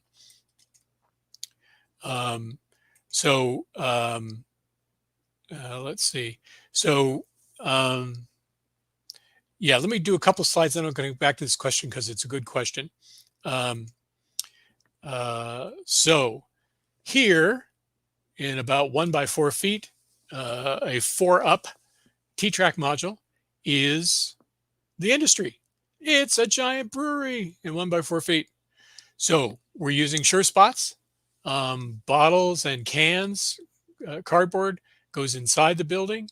Box cars are unloaded outside, grain over here. This is designed at the bottom there to be, the lines across the bottom are designed to connect right into the T-track standard. You can see standalone, this module doesn't work. And the reason this module doesn't work is because you need a switch lead. And we're going to get to that. Because now we can build a second module 4UP and connect it one of two ways.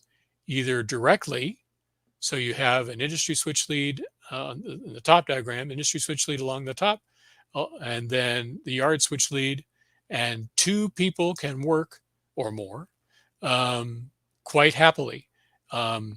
This fellow that I designed this for had inherited a couple of T-track curve modules, and so they could be assembled that way, but typically he did not. He just used them end to end like that.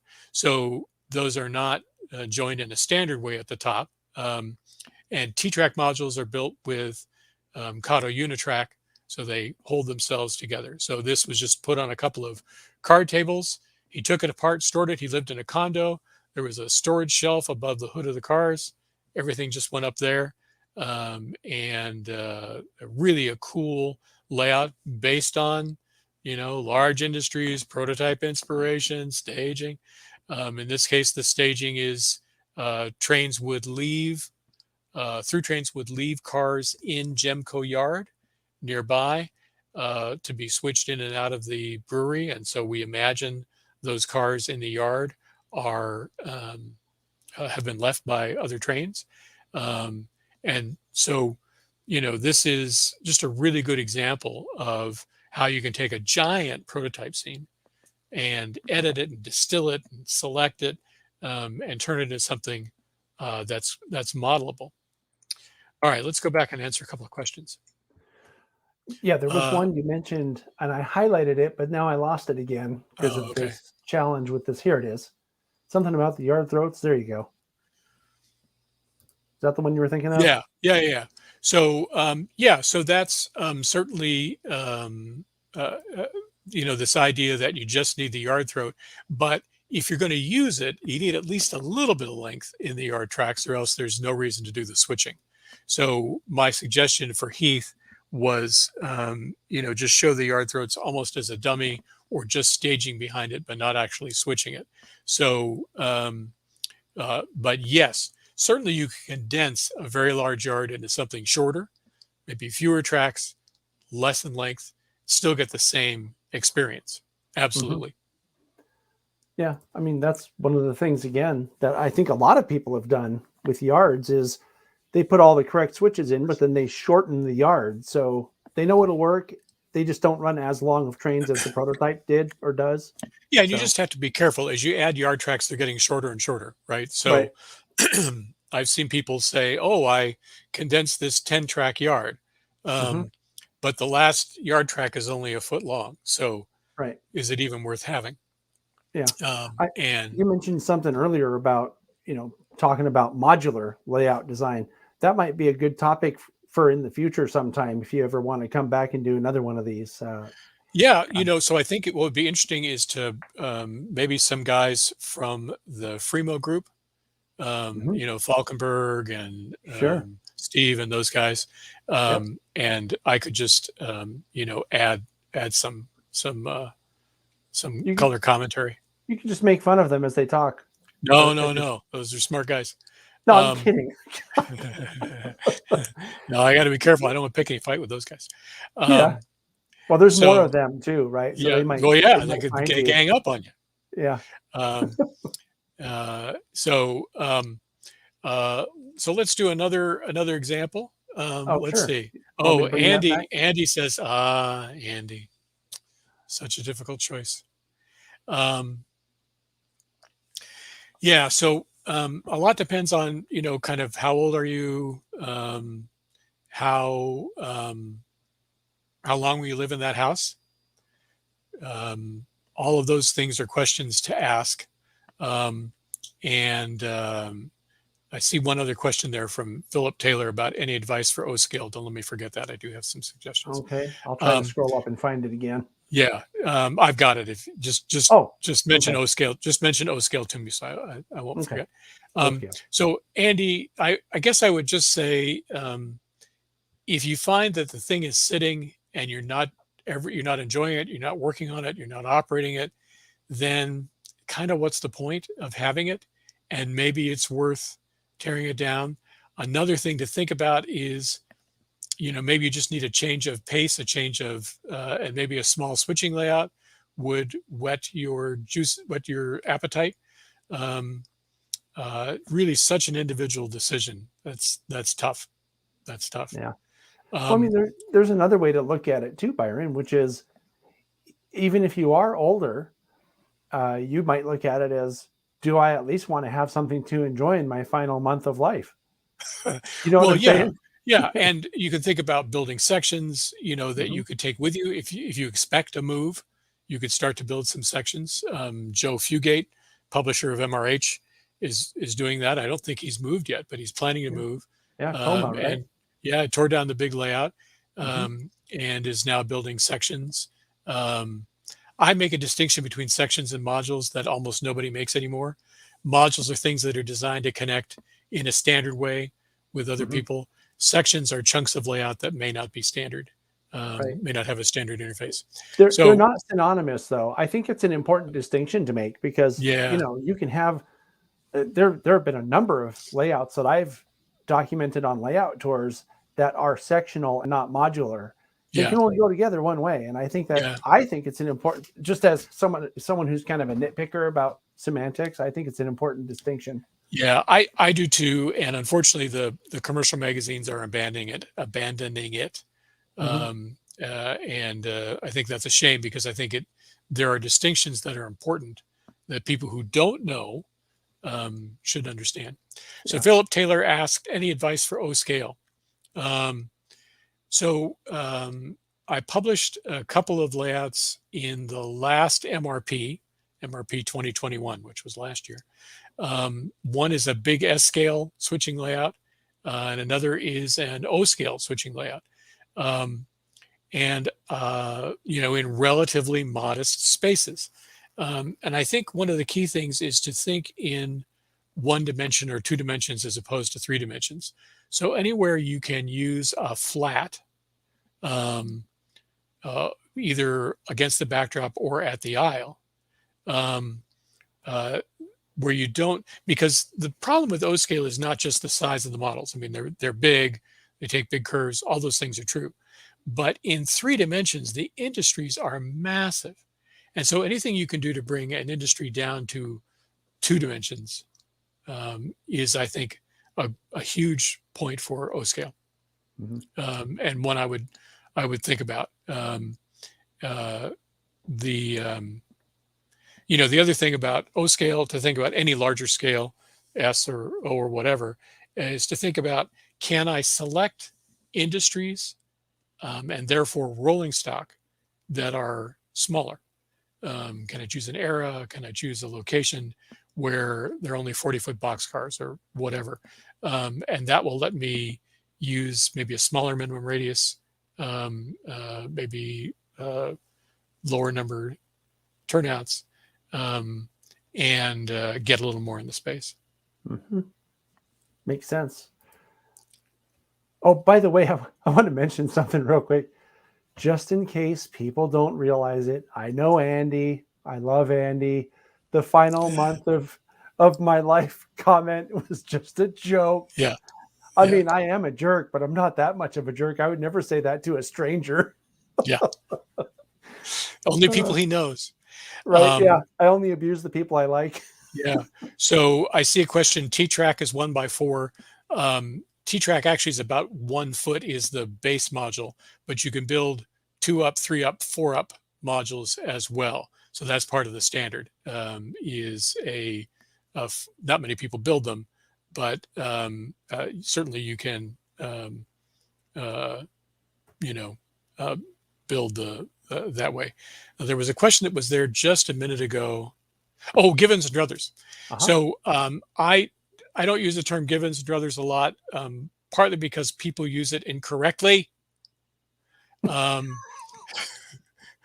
People say, oh, my given is my room is this size. I really want to have the California Zephyr, and I like Ketty.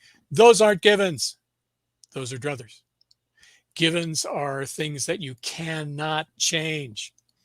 So it's the room size, it's so on. So I tend to, for my brain, and especially because I'm helping with other people, helping other people design their layout. I think in terms of concept, unbounded, free form. Let's just have all these ideas. So I actually start with the druthers and then apply the givens in the footprint phase. Yeah, your givens are your limitations, right? So yeah. The givens are the limitations. So don't apply those in the beginning.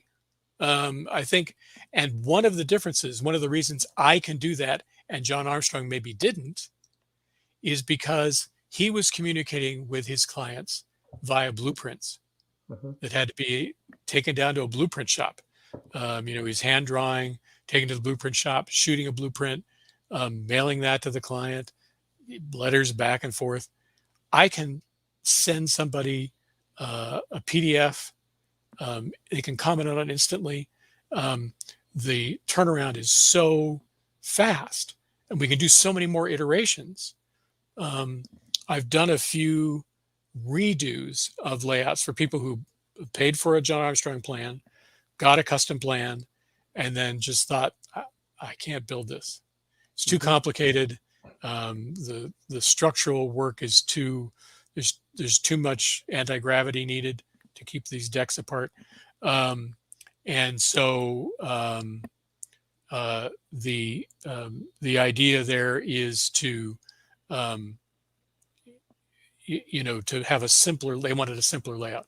So I redid. So I've had a chance to see John's work for multiple layouts. Fascinating, amazing draftsman, amazing imagination.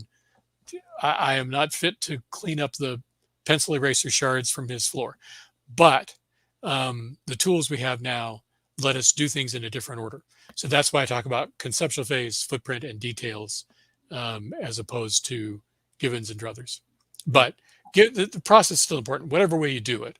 I just really like to think about the conceptual phase as unbounded, because, if you get this big hopper full of ideas, some good ones will pop out. Yeah. So this question that's currently on the screen, how do you convince the layout builder that they should include ergonomics in their plan? It is a struggle. I thought that was an important one, Byron. Yeah, no, it's really good. People do not, first off, some of these people come to me and want a plan and want very narrow aisles. And I say, have you seen model railroaders? Do you know any? Do you have any idea what sizes they come in? Real humans are big. Even relatively slim humans like John are large, and they need to pass each other in the aisles. So it is a constant struggle, both in the plan itself, to balance out access and aisle space with railroad. That's a constant struggle, but also with the client very often. And sometimes I've had a couple where the client just insisted, and I drew in aisles that I didn't agree with. They're the client. I make my pitch, and it's a lot like dating. You make your pitch as a yes or no, and then you move on. Did she buy it? Yeah. Although that does bring up something that I found interesting. A friend of mine, I don't know, you might know him too, his name is Murph. Well, that's his nickname, and we love Murph. Murph is a rotund guy, and when he designed his layout, he included in his drawings something that he called virtual Murph, and he could move it around the drawings to make Yeah. sure that he was going to fit in these places. And I thought that was a brilliant idea. I Yeah. mean, it's kind of funny in a way when you think about it, but it is so practical that I thought that was a great idea. And I would encourage anybody to have a virtual, pick your largest friend that will visit and Yeah. make that your virtual person in your drawing. Yeah. I don't know if you've employed that kind of a trick before, but it might be worth trying if you haven't. Yeah. So I don't want to pry with clients and say, who's your fattest friend? Just Do you have any fat friends? just for no reason. But I do when I'm drawing, drawing in CAD. I happen to use Third Planet. I draw circles in the aisles. There you go. So I draw like 30-inch circles in the aisles, or 36 or 24, depending on where it is. And I try to draw spaces. I'm always modulating and varying the edges of the benchwork. So I try to have wider spaces where people can pass, as well as narrower spaces, make the layout dull and uninteresting. Excuse me. In those spots, and so that people will move through quickly, and then wider passing spots. So there's a good question here, finding out about client skill level before doing a design. And if they want complicated track work but haven't learned how to build switches. So yes, it comes across pretty quickly what level people are at. And I would say 90%, maybe more, of the designs I've done so far have been for prefab components. So Pico, Microengineering, Atlas, whatever. When you can get it. Yeah. So I do kind of try to understand if someone has never built a turnout before, and they say, yeah, I'm gonna hand lay all these turnouts. I haven't done it before, but how hard could it be? Well, and so we do have a discussion about that. In the end, they're the client; they get to choose. But I do try to, make that judgment, and we cooperate on that. Mm-hmm. Yeah, all the operators are lighting up the yard area, kitchen during a party. Exactly, that's exactly what it is. Here are some ways to solve that. We have operated for a long time at Rick Fortin's fabulous layout, which is very large layout. Very large layout, multi-deck, and the yard gets very crowded. So there are a few things we have done. One is, and of course they've done more since I was involved. I was involved in the early operations and set that all up. We've done a couple of things. One is some trains leave the yard without being classified, and they get classified out on the yard somewhere, out on the road somewhere. Other ones there are trains that start in process. You don't have to build every train. They come from staging. They come out of staging already built and keep going, or they even start out on the road. You could even start out in a passing siding somewhere. Another thing we do is, or have been doing, there's a demarcation line, just a natural demarcation line between the yard and which does not have a carpet, or at least it didn't at the time. And the road part of the layout that has carpet, road crews can't leave the carpet. So they have to stay outside the yard. They communicate by radio or by hand signals with the yard crew. So pretty much only the yard crew is in the yard ever. And everybody else has to stand at some distance. Now it's a big layout, so there's room for that. Stand at some distance and then come in. Mm-hmm. All right. Peter asks, space by 8 by 10, ON30. That's fantastic. You can build a fabulous switching layout in that kind of space. Now, you have to be selective in what you do. Again, ON30, the curves are sharper. The rolling stock is shorter, but the buildings are still O scale. So again, this idea of, can you use a flat Now, it depends on what you're modeling, but say, for example, you're doing a lumbering operation. You can, build the sawmill as a flat along a wall, have multiple sure spots. There's some spots at the far end for loaded lumber, some spots toward the front where logs get spotted, and have a really the essence of a very large layout, very large building, but only in 2 dimensions. It's that 3-dimensional thing that makes O scale hard. So I think 8 by 10, you certainly can do, depending on what else has to share the room and where the doors are and all of that. But yeah, certainly I think an ON30 switching layout in that space definitely works. Mm-hmm. Just have to be imaginative. Right? Yeah. And again, you may not be able to build, if it's, especially if it's a logging or a mining railroad where they needed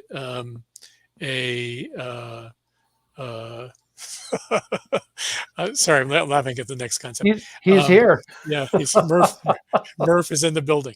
Where you can use a switchback, maybe reasonably and rationally, to change elevations and stack some pieces behind each other. Again, it really depends on your exact situation, but I think that's very doable in ON30.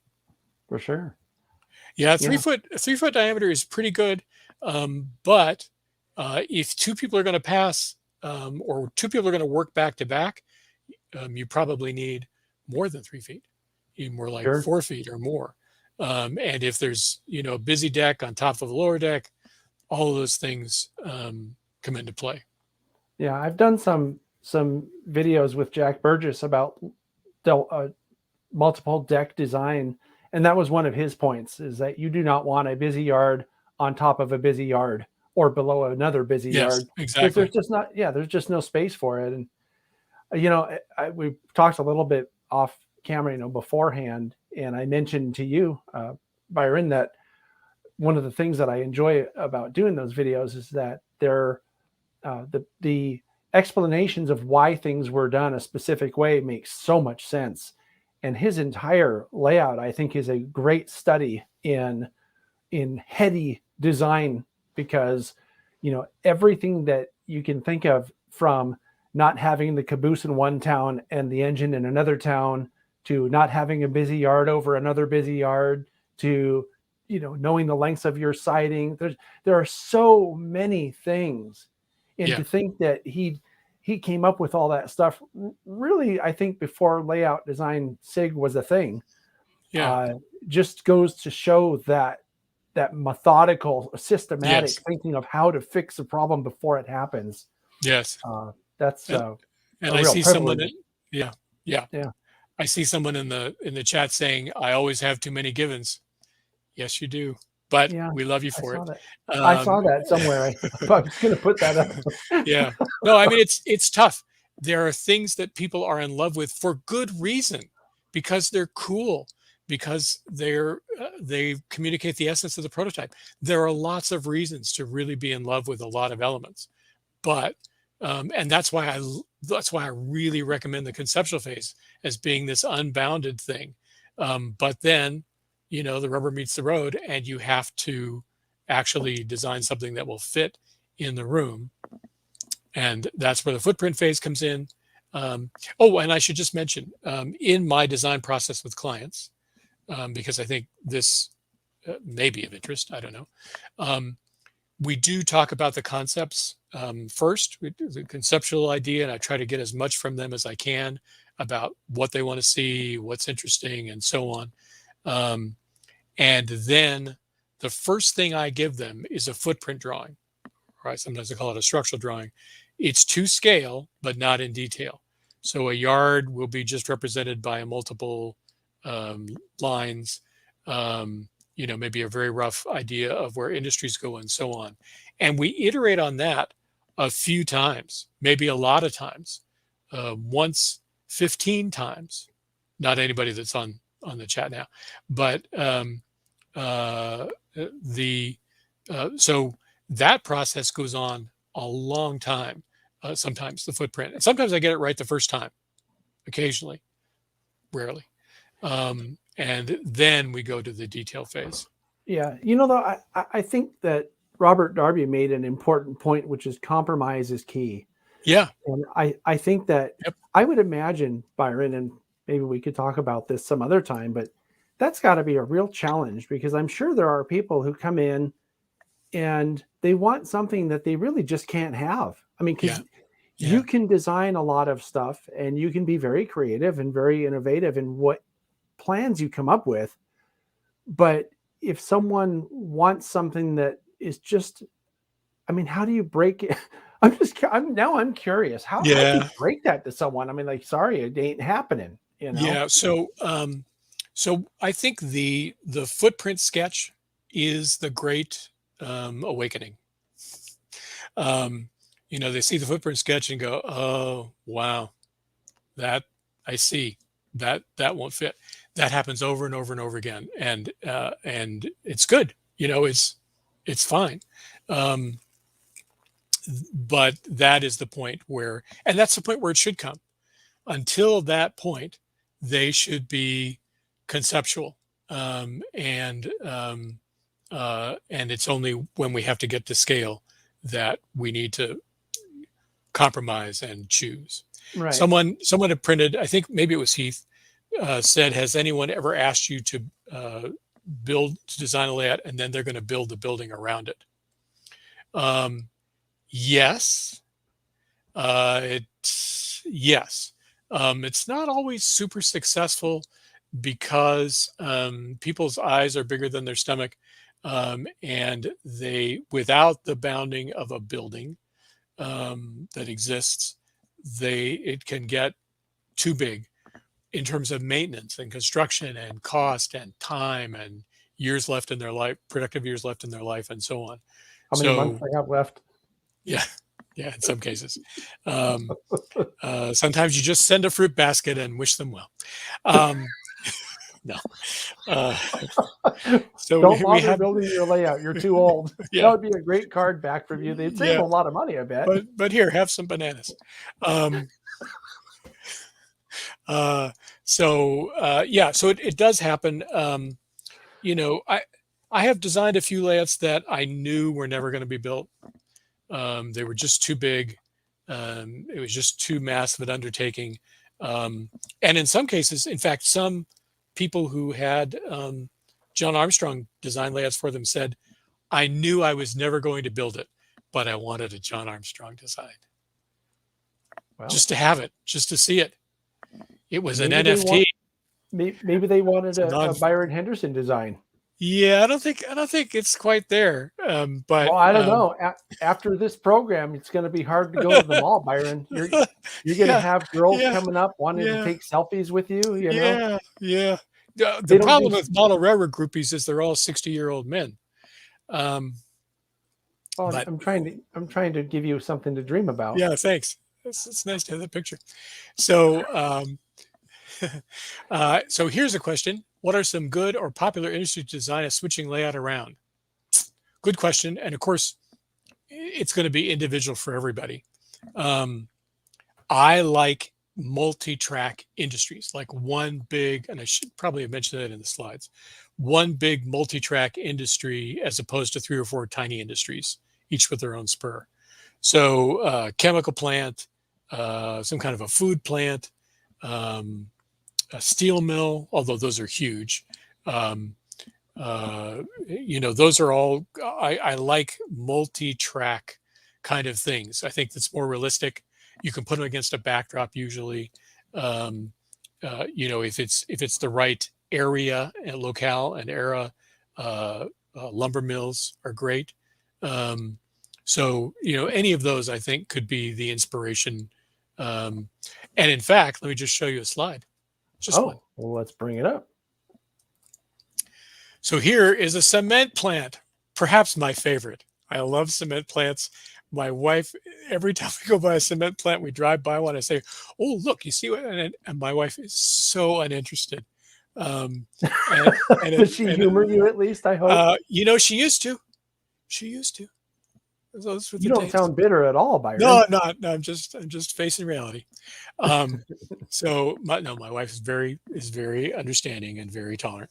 But I love cement plants. Here, this is a cement plant that is near us, in Cupertino, California, Oh, the Kaiser. Permanente cement Mhm. plant. This is another N scale design. This is on a large hollow core door, which is a fine format for layouts, although still you need the aisles around. So the SP yard is where now the UP brings up empty cement hoppers and full coal hoppers and bauxite hoppers, and spots them in the yard. And then the plant itself, which is now Hanson Cement, I think, um, switches all the locations. So here we're putting staging. There's just one inbound SP train. So staging goes inside the visible layout. The SP yard is there. You come on around the corner into the plant itself.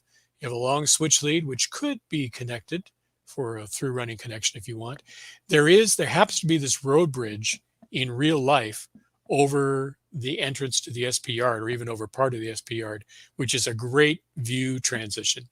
And then you have all these various places where you dump off, you can dump inbound raw materials. The limestone comes from the plant itself, comes from the hills in the plant itself. And then you can spot hoppers to be loaded, again with room to roll. So you can spot them here, load them, they roll through. And also a bag house where you could spot boxcars. This is a single industry cement plant that becomes the whole layout. Another industry I really like, if you have space, are auto plants. This is the former Ford plant in Milpitas, California, built on a couple of shelves. And, staging is a train here. This is minimal switching. You're looking through the inside of the auto plant here.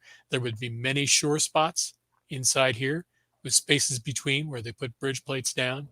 There's another building for batteries, I think, and bumpers and stuff. There's a small SP interchange. There's a yard to do the sorting in. And this track out here would be for loading autos, muzzle loading autos. So, brewery, car auto plant, cement plant. These are all cool things, I think, to use as a reason for a layout, a theme for a layout. Mm-hmm. Yeah, I like it. Well, we have actually as many viewers as we've had anytime during this stream, which makes me think that it's been a good presentation. But I also looked up and saw that we went past 11. Now, I don't know if you want to keep going, we could keep going. I'm okay for a little while longer. Oh, you want to? Oh, well, John, there's nothing I like more than the sound of my own voice. Well, so yes. I've told you before that I could listen to you talk all day. Well, you're very you're very kind. Let's do a couple more questions, maybe. I can go a little while longer if you want. Okay. I gotta. Yeah, it's really up to you. We have the viewers. As long as people have questions, I'm okay going as long as you want to. So let's do it for a little while longer at least. So I see a question about could an over-the-road trucker put an N-scale layout inside his sleeper cab? Sure. Yeah, why not, right? Yeah, I don't know how sleeper cabs are arranged, but something that was on a board, or something narrow that can be put in a corner and tied down so it doesn't fall. Vibration is something you would have to think about. Yeah, I mean, I've done layouts for people for their motorhomes and trailers, travel trailers. So certainly, it's you think about a small switching layout in N scale. I'm trying to think of the smallest layout I've done a custom design for. Pretty small, like 1 by 4 feet. Wow, Well, really? like those modules. Although you need something more than just the module itself to make it work. Those brewery modules and the yard are 1 by 4 feet. So yeah, you certainly can. There's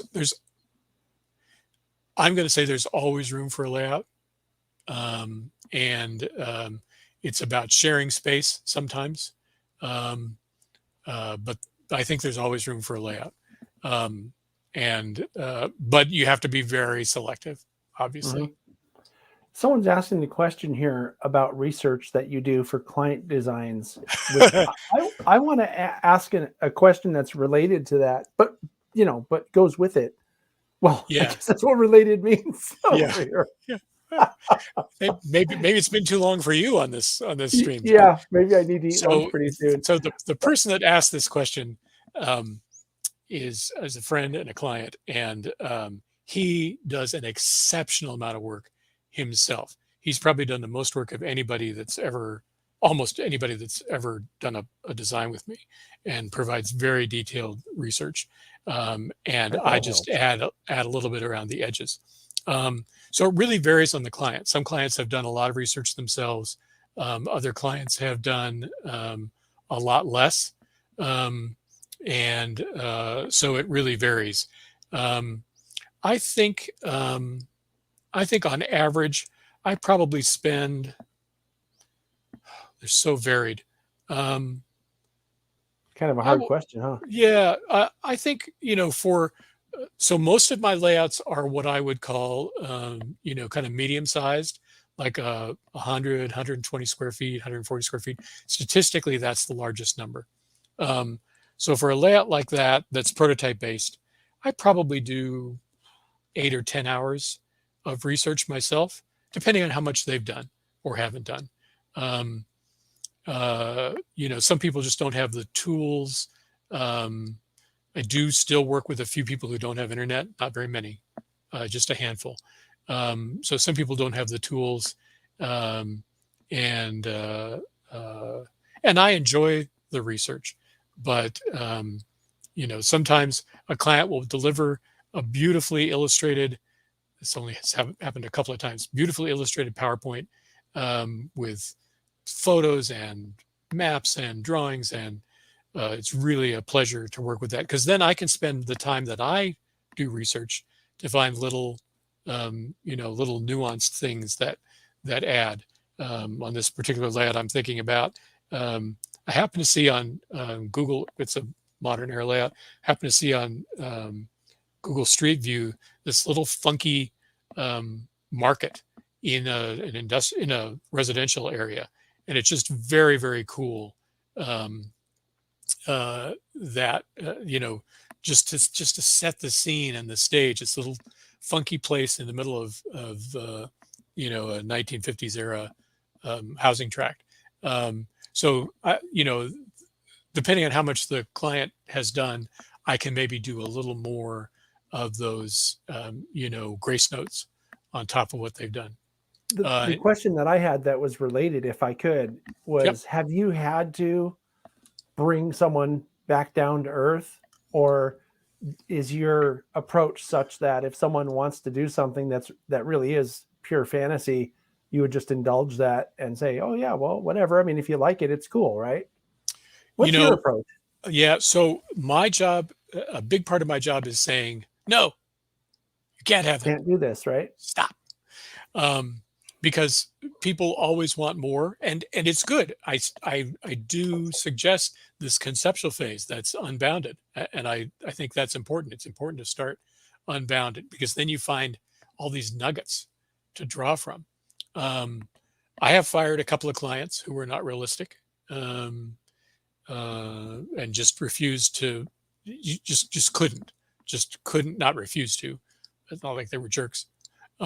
Generally, but they just no names. Yeah, no names. They just couldn't accept less than their perfect view, and they will be, I don't know if they ever built anything, but I certainly couldn't help them. So Heath asks about the Images of Rail series. I have used those a couple of times. They're great books. They're very interesting. I have a few of my own. I think they are limited in terms of research because, for one thing, photographers, in an era when film was expensive and processing was expensive, they tend to focus on just the engines in these photos, or a bunch of people in a scene.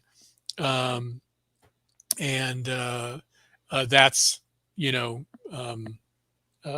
not what I need to see. But it's good for atmosphere. It's great for atmosphere. Mm-hmm. So that's good.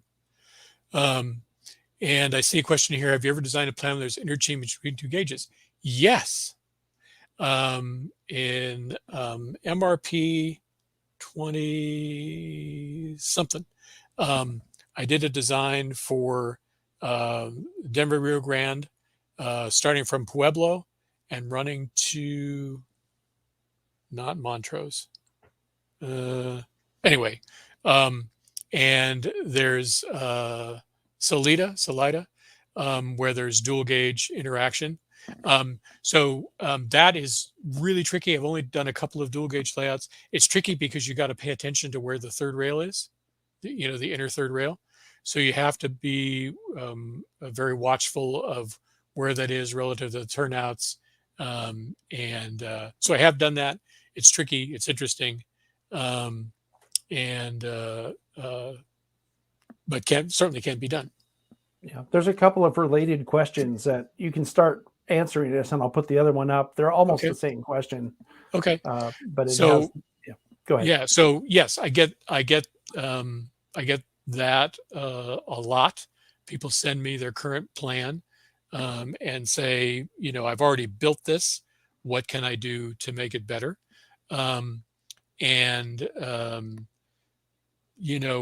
They come with varying degrees of willingness to actually make the change. Some want only adoration, not information. And that becomes clear pretty early on. And I just give them a cookie, pat them on the head, and send them on their way. But others are truly interested, and I will try to highlight, areas we could change. What very often happens is people will send their plan as built and say, I didn't build this with operations in mind, and now I'm really interested in operations. But that happens a lot. Yeah. What can I do? And so, we will suggest maybe a minimum of track changes and things you can do with the operating plan that make it more usable. And I saw the question that just disappeared is, do people ever send you their plan and that they haven't built yet and want you to add or make it better? That happens a lot.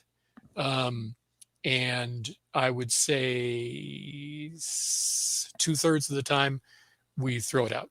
The whole thing? Yeah. And they're happy to throw it out because they just haven't thought about all of these things.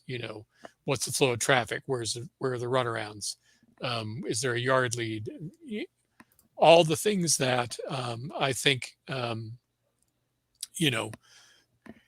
I've made mistakes on 200 layouts. My database of mistakes is massive. Yeah. So I recognize them. It's like, oh yeah, I did that once. You don't want to do that. That's what makes you a great person to ask, Byron. I mean, right? Yeah, no, I think a person who's made more mistakes, and I've been lucky to not have to make them in plaster and plywood. I can make them in electrons.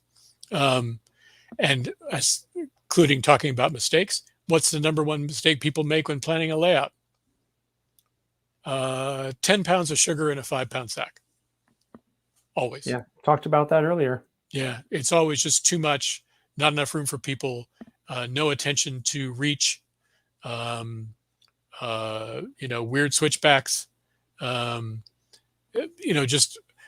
mostly it's too much stuff, too much good stuff. Have you ever designed layouts with integrated modules? Yes, absolutely. Fremo modules part of a basement layout. Yes. Interestingly, though, what happens to those is they end up getting built in and the guy never takes them out again. it's happened over and over again where we design something to be a Fremo built into a larger layout, and it's just too much trouble to take it in and out. So doesn't happen every time. I did some ON30 modules that I know come out and go to shows and meetups. So it doesn't happen always, but I think a lot of times people are just, this seems like a great idea, and then just the mechanics of it turn out not to be so great. Seems like it could make an interesting topic for either a crew lounge, with the panel discussions that we do sometimes, or something like this, especially with someone like you that has seen a lot of stuff, to have a show that's just about, don't make this mistake, because there's probably enough of them ever. Yeah. I mean, I try to be positive, and try to say, do this. But yes, you're right. We could probably fill a show with mistakes. Yeah. I mean, you'd have to be careful, right? Because you wouldn't want the person that made the mistake to disguise them. Yeah, I have to disguise them. It would be like watching car crash, waiting for a car crash in an intersection. Could be real popular. Yeah. Train wreck video. Yeah. Hey, it could be train wrecks of layout design. Layout design wrecks. Yeah. Compromise is the hardest part. It's right. What is a polite way? Split Rock has all the questions today, or maybe they are just repeating. What's a polite way to tell someone that their idea is too ambitious or beyond their skill level? I think when I talk to people, and I just lay it out factually and say, an 18-inch aisle all along this yard, I think that's going to be difficult. Here's why. Here's what I've seen. I try to make it as much fact-based and experience-based as possible. And most people are amenable to that. Not everyone. Some people, insist on doing something dumb. And, as they say it in Cool Hand Luke, some people you just can't reach. That's got to be a real challenge, though, right? I mean, because you want to help them. Yeah, and I hate to see it. But people need to want to be helped too. So yes, that would be one of those cases I could see where you're just like, you know what? I'm sorry, but I'm probably the wrong person to ask for this, because you just want to. I mean, I don't know if you would put it that way, but you just want too much. Well, what I usually say to people is, I don't think my skills are a good match for your goals. That's nice. You put it on yourself. Yeah. I've been married. You when I need. I've been married a long time. I know. I know. Oh, it's me. It's not you, honey. Because it's what she believes already. Why? So the real question is, do they ever walk away and say whatever? Yeah. Talk to the hand. Talk to the hand, because the face ain't listening. Yeah. Here's a question. When you buy a house, have you always thought about layout room without saying that to your spouse? I think I have a lot of, sometimes they expand. The one project I'm working on now is a situation where part of the room was dedicated for the layout, and now after some decision making and compromise in the rest of the living space, we're expanding. So I think I think conversation is always the best approach to that kind of thing. Preferred spacing for vertical distance between decks in an HO layout. Well, a lot depends on what the scenes are above and below. If it's one of the things that a very common mistake people make is to make both decks the same depth above and below. That's a very bad idea. For the most part, you want the upper deck to be narrower than the lower deck, for lighting, for view lines, and for all of that. For reaching. For access, everything. Shallow decks make everything better, if you can.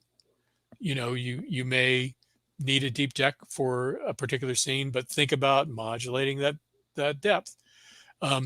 So I think railhead to railhead, you got to define what you're talking about, but railhead to railhead, I think, I try to go for at least 18 inches for scenes that are above each other.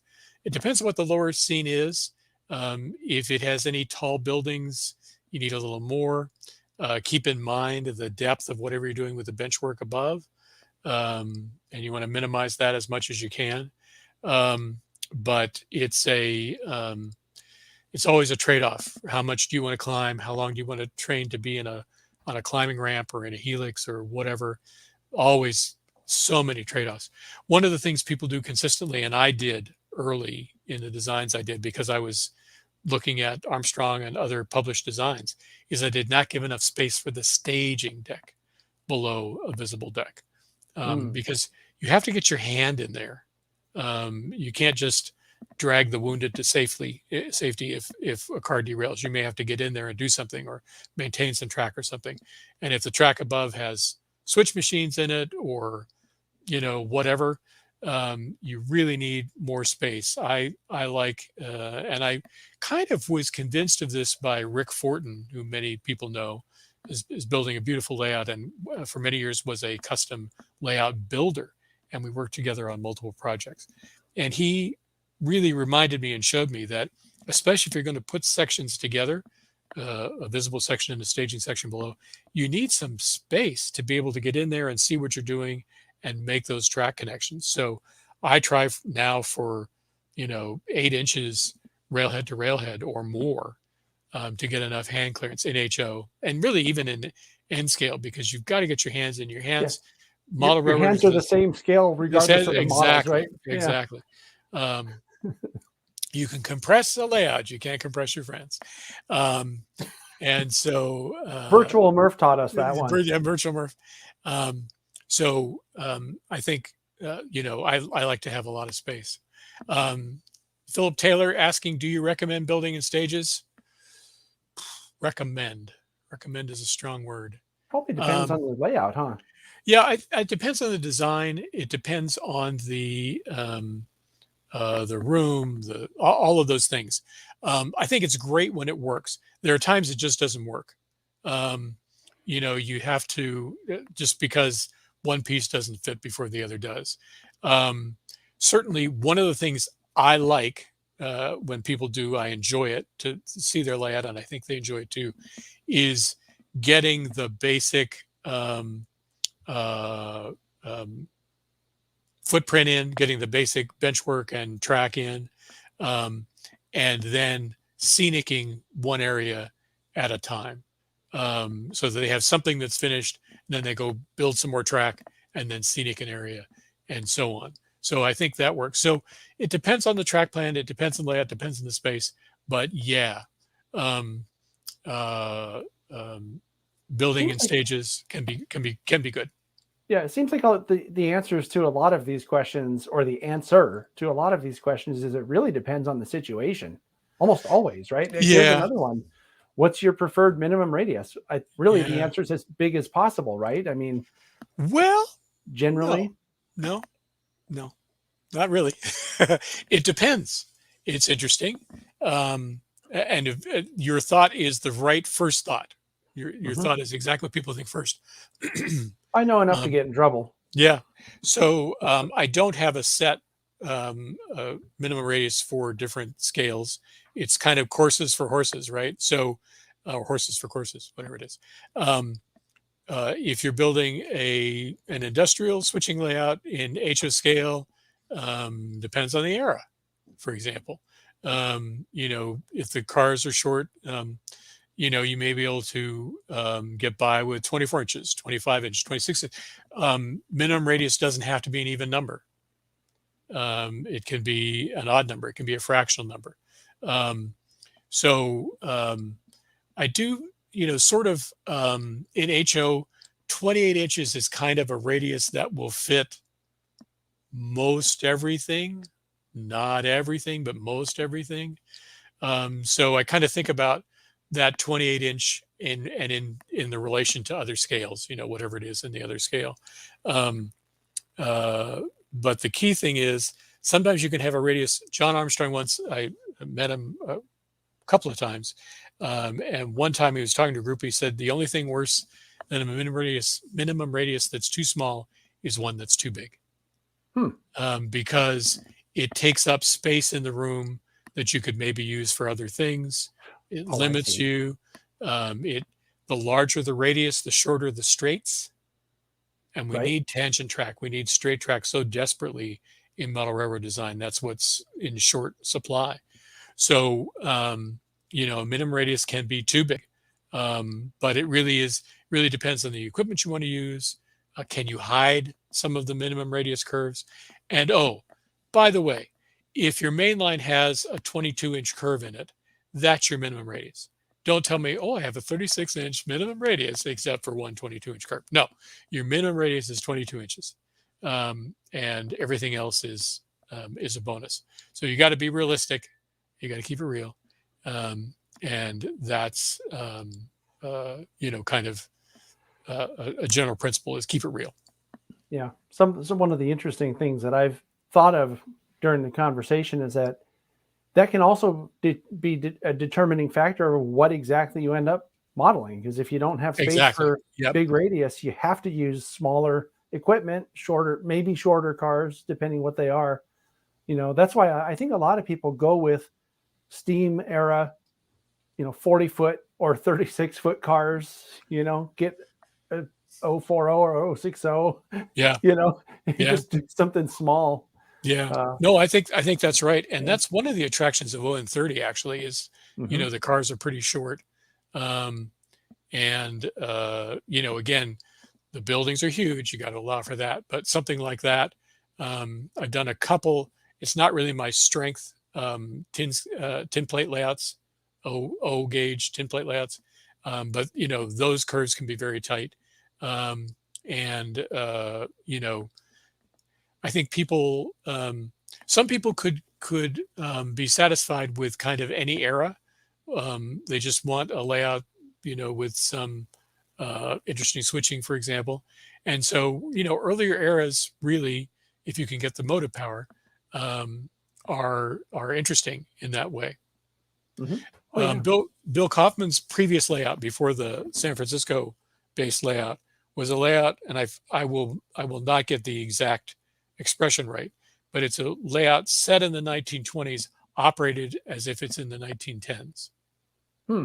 So it was set in the 1920s in terms of equipment and so on, but he operated as if it were in the 1910s with a lot of single car railroading and things like that. So I think thinking about that is interesting as well. This is an interesting comment, I think. I don't know that I've ever seen this done before, but it might even be a challenge to find the same consist or the same train in two scales. Yeah. So that's certainly, it's been done a few times. I mean, most people do it just with a static train in the smaller scale in the distance. John Allen did that. Yeah, a lot of the layouts I've done layout tours on also, they'll put, it's an HO scale layout, for example, but they put an N scale building up on the hill. Like, no, that farm is far away. See, it's smaller. Yeah. So yeah. I think it's a challenge, but one of the things that I've never talked about in one of these streams, but it's interesting, is the idea of unconnected decks that are not physically connected, but are logically connected through operations and staging. And you have a train, leave a yard and go through a branch junction and into staging. And then later on, or before or after, whatever, a similar, not the same train comes out on a different deck and works the branch and then goes back into staging. So the branch is on a different deck. It's not physically connected, but you connect it with, and you could certainly do that with different scales. But there was a layout, there was a very small display layout in the Layout Design Journal a few issues ago from Europe, where there was like a rail bus that went across the scene and then across the scene behind that, and across the scene behind that. And each one was actually a different model in a smaller, progressively smaller and smaller scale, as if we were going up Cool. switchbacks. And something like that, I think, is maybe more doable than actually building two layouts. One thing I have done is build two layouts in two different scales that themselves didn't connect, but that I stacked the staging areas. And so there's an O scale layout and an HO layout. They went into different parts of the room, but the staging areas were, overlapped. So things like that, can work well. Yeah. I mean, the sky's the limit, especially if you have a lot of space. So. Yeah. The stage when you can, build when you must. That's kind of a watchword, whatever you can stage, that you don't have to build and don't have to use space for.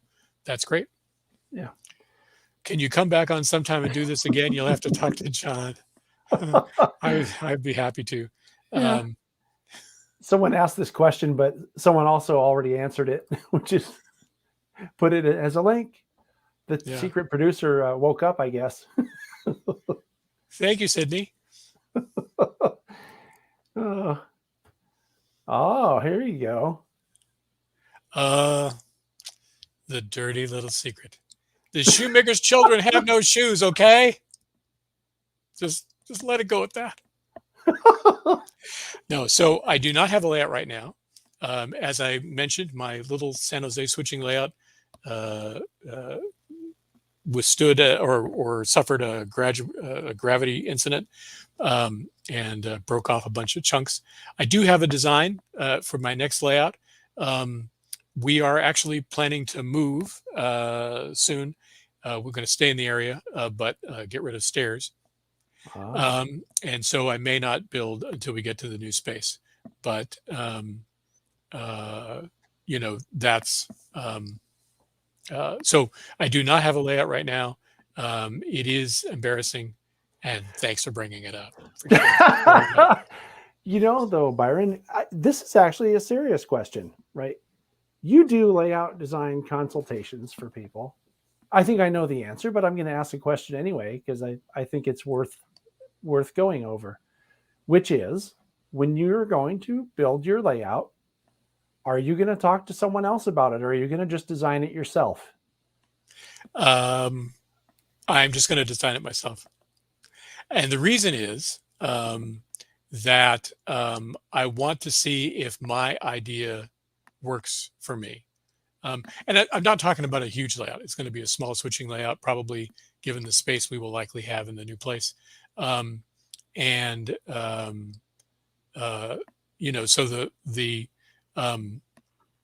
the scope of it is not so large. If I were building a large layout, like a Seth-sized layout or something like that, I definitely would get other eyes on it for sure. But the layout I'm planning is so similar to what I've done for others that I'm pretty comfortable with it. So Philip has a question. Has the client asked for a layout where there's no motive power available, but the cars are available?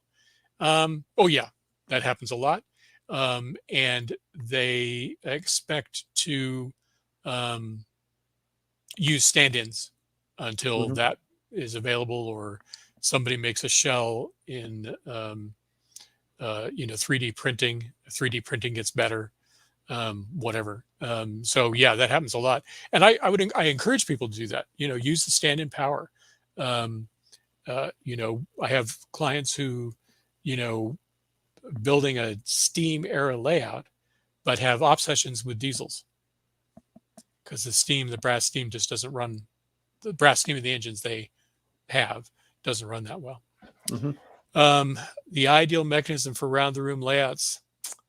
There is no ideal mechanism. Everything has compromises. Rick Fortin built a fantastic swing gate for a layout in the East Bay that was also an MRP East Bay in the present day. I don't remember what year that was, 2017. Don't know. It's a swing gate.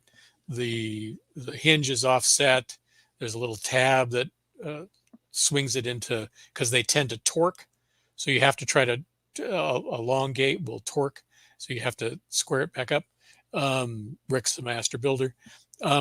One of the things that I like to suggest to people is a drop down rather than a lift up, because gravity holds it in place. And I think that's, when you can get gravity to work for you, that's always good. But I think it depends on your skills, or skills of your friends, what works best. I have another client right now building an around the room layout where we went around the room twice with double tracks. So that's 4 tracks across the gate at different elevations, different grades. Very complicated. But he's a builder. I mean, he's a good, good with his hands, construction kind of guy. And I think he'll probably figure it out. But the thing you have to watch for with swing gates, again, is this torquing that happens. It's very subtle, but it's enough to derail a train. So you have to, when you close the gate, you have to have some mechanism to be sure you squared it up. Maybe not initially, but eventually that may be an issue, depending on how it's designed. One of the more recent layout tours that I did, I'm trying to remember, I think it was Ted Stevens' layout. I think Earl demonstrated I think it was a swing gate. I don't remember if it was a lift gate or a swing gate, but they had something in place to make sure that torquing, I thought you were saying twerking for a second. No, it's a very different thing. Yeah, it looks different. Yeah. Yeah. But they had something in place for that. And I thought, as I watched him demonstrate how it worked, I was like, oh, that's a cool idea. Should mention that there are 30 or 35 some odd layout tour programs on this channel that people can watch. And a lot of the ideas that we've talked about, you can see. And there's a lot of stuff that we haven't talked about that are really great ideas. Yeah, great ideas. Yep. I think anybody that's thinking about building a layout or designing a layout really should go see a bunch of layouts and get ideas and get inspired. Yes, absolutely. Absolutely. Yeah. And a lot of times I will suggest that to people who approach me and have never built a layout and never really seen a layout. I really strongly suggest, they don't always follow my advice. That's a pattern in my life.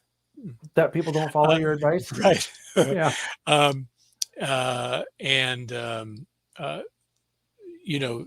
Let's see, where was I going with that?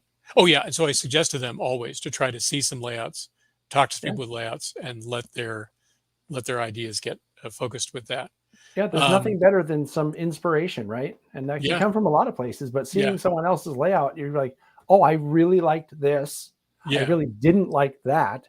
And I think it sets your expectations about what can be accomplished. Yeah. Especially to see all different sized layouts, right? Because you may see something in a small space. You're like, wow, I didn't know, like Tony Thompson, I didn't know you could fit that much ops into such a small space. Like, wow. Tony's layout is great for that. So I see a question about Sanborn, or a comment about Sanborn maps. Sanborn maps are maps that were sold to the insurance industry so that people could judge the risk based on a location. They are great maps. They stopped being updated around the 1930s or 40s. If you can find one for the place you're modeling, they're great. They're very detailed, but they're not always accurate for the railroad tracks, because railroads were self-insured, so they did not need the Sanborn maps. So the Sanborn map makers didn't bother with getting the railroads exactly right. There was no concept of hazmat in those days. I mean, there were hazardous materials, but nobody thought about them. And we ran with scissors all the time. So Sanborn maps are great, just with the caveat that they are for a particular era, and they may not be accurate for the railroad tracks.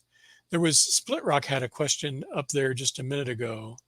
Yeah, I had highlighted one. Let me find it again. Recommended a rail marine layout. That was the one. Oh yeah. So the Alameda Beltline Railroad I showed was a rail marine layout. Also, here's one. It's not my favorite design, but I can show you one here. West San Jose. Okay, let me jump ahead. Sure, we can take come your back. time. We can come Yep. back to this if we need to. Okay, you want to find it? Well, we're. There it is. I thought that might be it. Okay. Yeah. So this is the Erie Railroad 149th Street Station. It's basically a big team yard with that's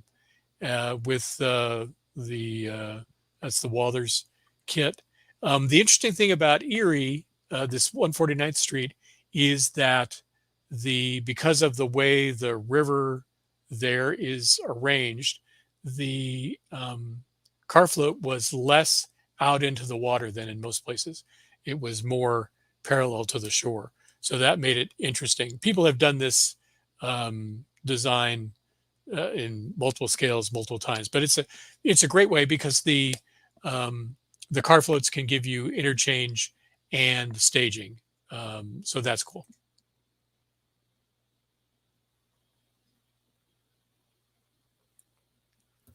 Very cool. I guess that's that one. Yeah, that's that one. So let's see. Trying to remember how to. Oh, there it is. Oh, hey, I thought what happened there? We're stuck. Yeah, no.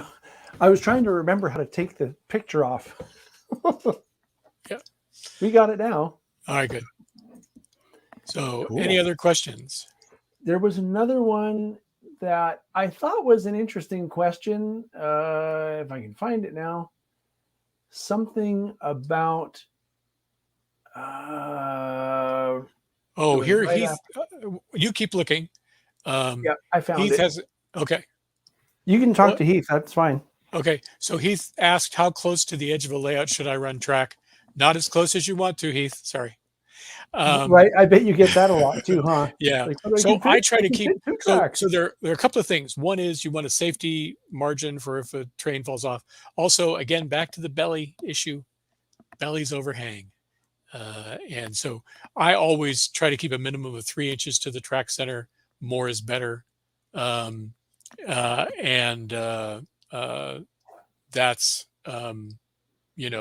so I, at least 3 inches, no matter the scale, more for larger scales, but 3 inches for HO and N. And then, scaled up from there.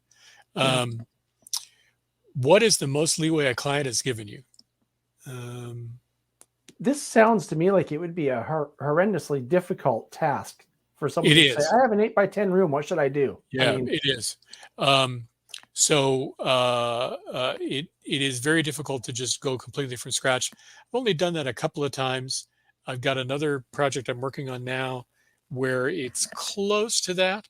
The fellow had a very short list of likes to haves, of wants. And so what I end up doing is I end up usually thinking about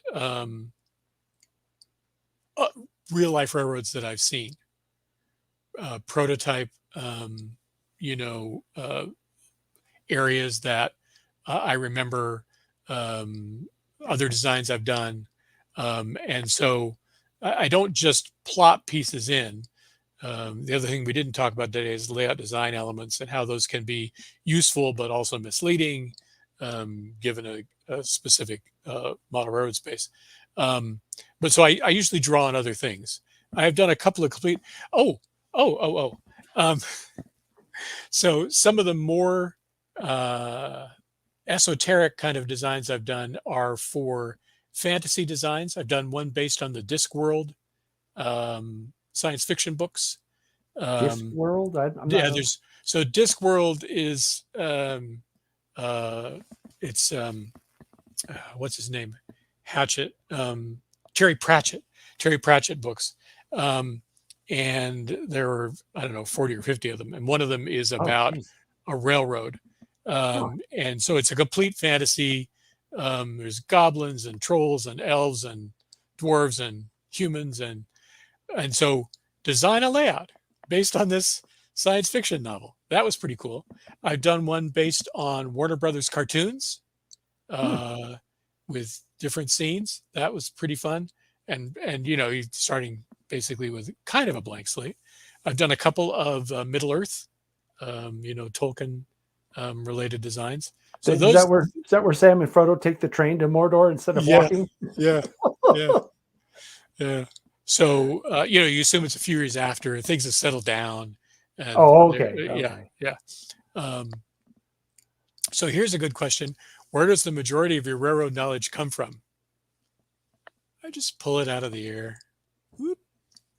Just making stuff up, huh? That sounds plausible. No, yeah. No, so a lot of reading. I read for many, many years, and just about everything. Just anything John Armstrong wrote, I not only read, but really dissected. Like, why is this track here? What's happening there? And really, I like systems. I like, how things fit together. And so I really studied that. I have a couple of real life railroader friends who have been just really super helpful in, disabusing me of some notions and confirming things that I thought were right. The layout design SIG publications have been fantastic. It's a mixed bag. Every article isn't great, but or doesn't have a lot of insight. But yeah, that is good. Yeah, the editor does what he can. So I think it's just all those things, and then I've spent a lot of time looking at. There are track industry charts. They're called spins on the Southern Pacific, click on the Santa Fe, tip on the Western Pacific, and ZTS in a lot of other places. And Conrail, for example, is ZITS. And really studying those prototype layouts, the arrangement, and not just one town, like, oh, that's a cool town, but really looking at the whole area from a yard through branches and so on, and really understanding how all those pieces fit together. So it's really just a real mix of influences. And after you've made mistakes, 220, however many times, you learn what works and doesn't work on a model railroad, which is not the same as what works and doesn't work on the prototype. Prototype has these immense distances, so you're always compromising because you don't have the distance. And so, the other thing, operating on layouts, operating on Rick Fortin's layout a lot, and designing that ops session really was hugely, a learn by doing experience, and was very helpful. I see our svelte friend Murph asking about the Discworld layout. No, unfortunately, that is in potential to be publicated. Publicated, yeah. No, it's publicated. It's a special. Is it? I don't know. It's a niche. No, it's published.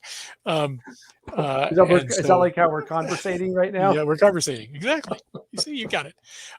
So I can't show that one, but it's and it's kind of a generic model railroad in some ways, but the place names and the industries and so on, there are treacle mines and fish packing, and there's stuff that comes from the books. Have I ever done design for someone that works on the real railroad? Yes. They are easier. At least the people I've dealt with. People I've dealt with have been fantastic, lovely people who were very, very reasonable to work with, and really the thing that I added that they didn't have from their own knowledge and experience is just this: what practically works on a model railroad. What in scales. Yeah, in scales. I was thinking that they should be easier to work with because they know how the real thing works and what you're trying to do. Yeah. So and just generally the real life railroaders who are model railroaders, maybe it's just the people I know, but they're all really lovely people. and just the nicest guys. And there's some selection process there. I don't know what it is, but that's been fortunate. I think anybody who would be a jerk about it probably thinks they know enough to design their own. True. They might be the ones that just want you to confirm what they think is right. Yeah. Could be the same people. Yeah. That we talked about. So, all right. Well, I just made the mistake of looking up at the clock again, and it seems like we've gone for a whole extra hour. Yes, indeed. It's good. And there are still people listening. I mean, I appreciate it, but yeah. I appreciate it. I really do.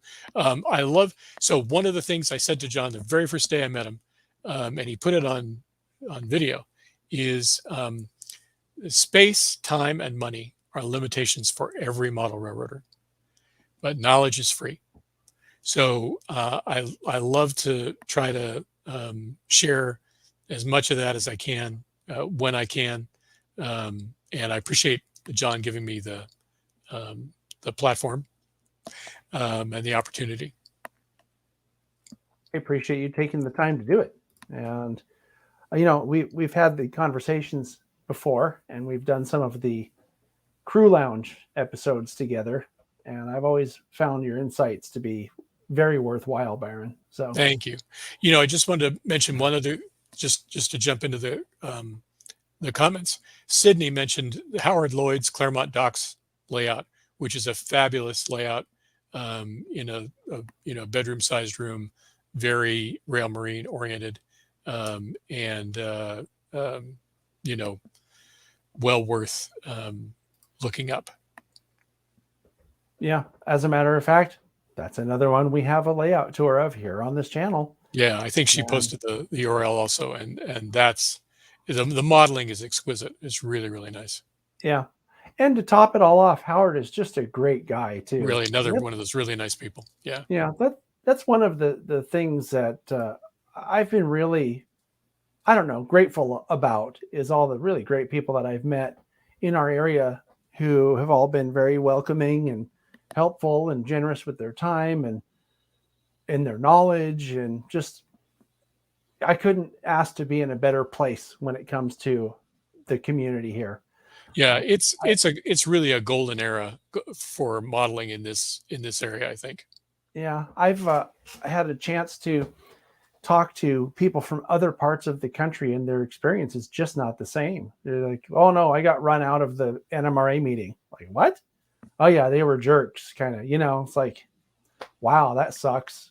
Yeah. But that's all the more reason to get involved, though, because you can be the person that changes that. You can be that person at that meeting who is not the jerk. Yeah. Who encourages people to come back. So we should wrap this up. I do want to mention again, and I do think it's worthy of mention. Actually, Sid just kind of posted something about this, which is the SIG meet. Yes. We mentioned it much earlier in the show. I don't know.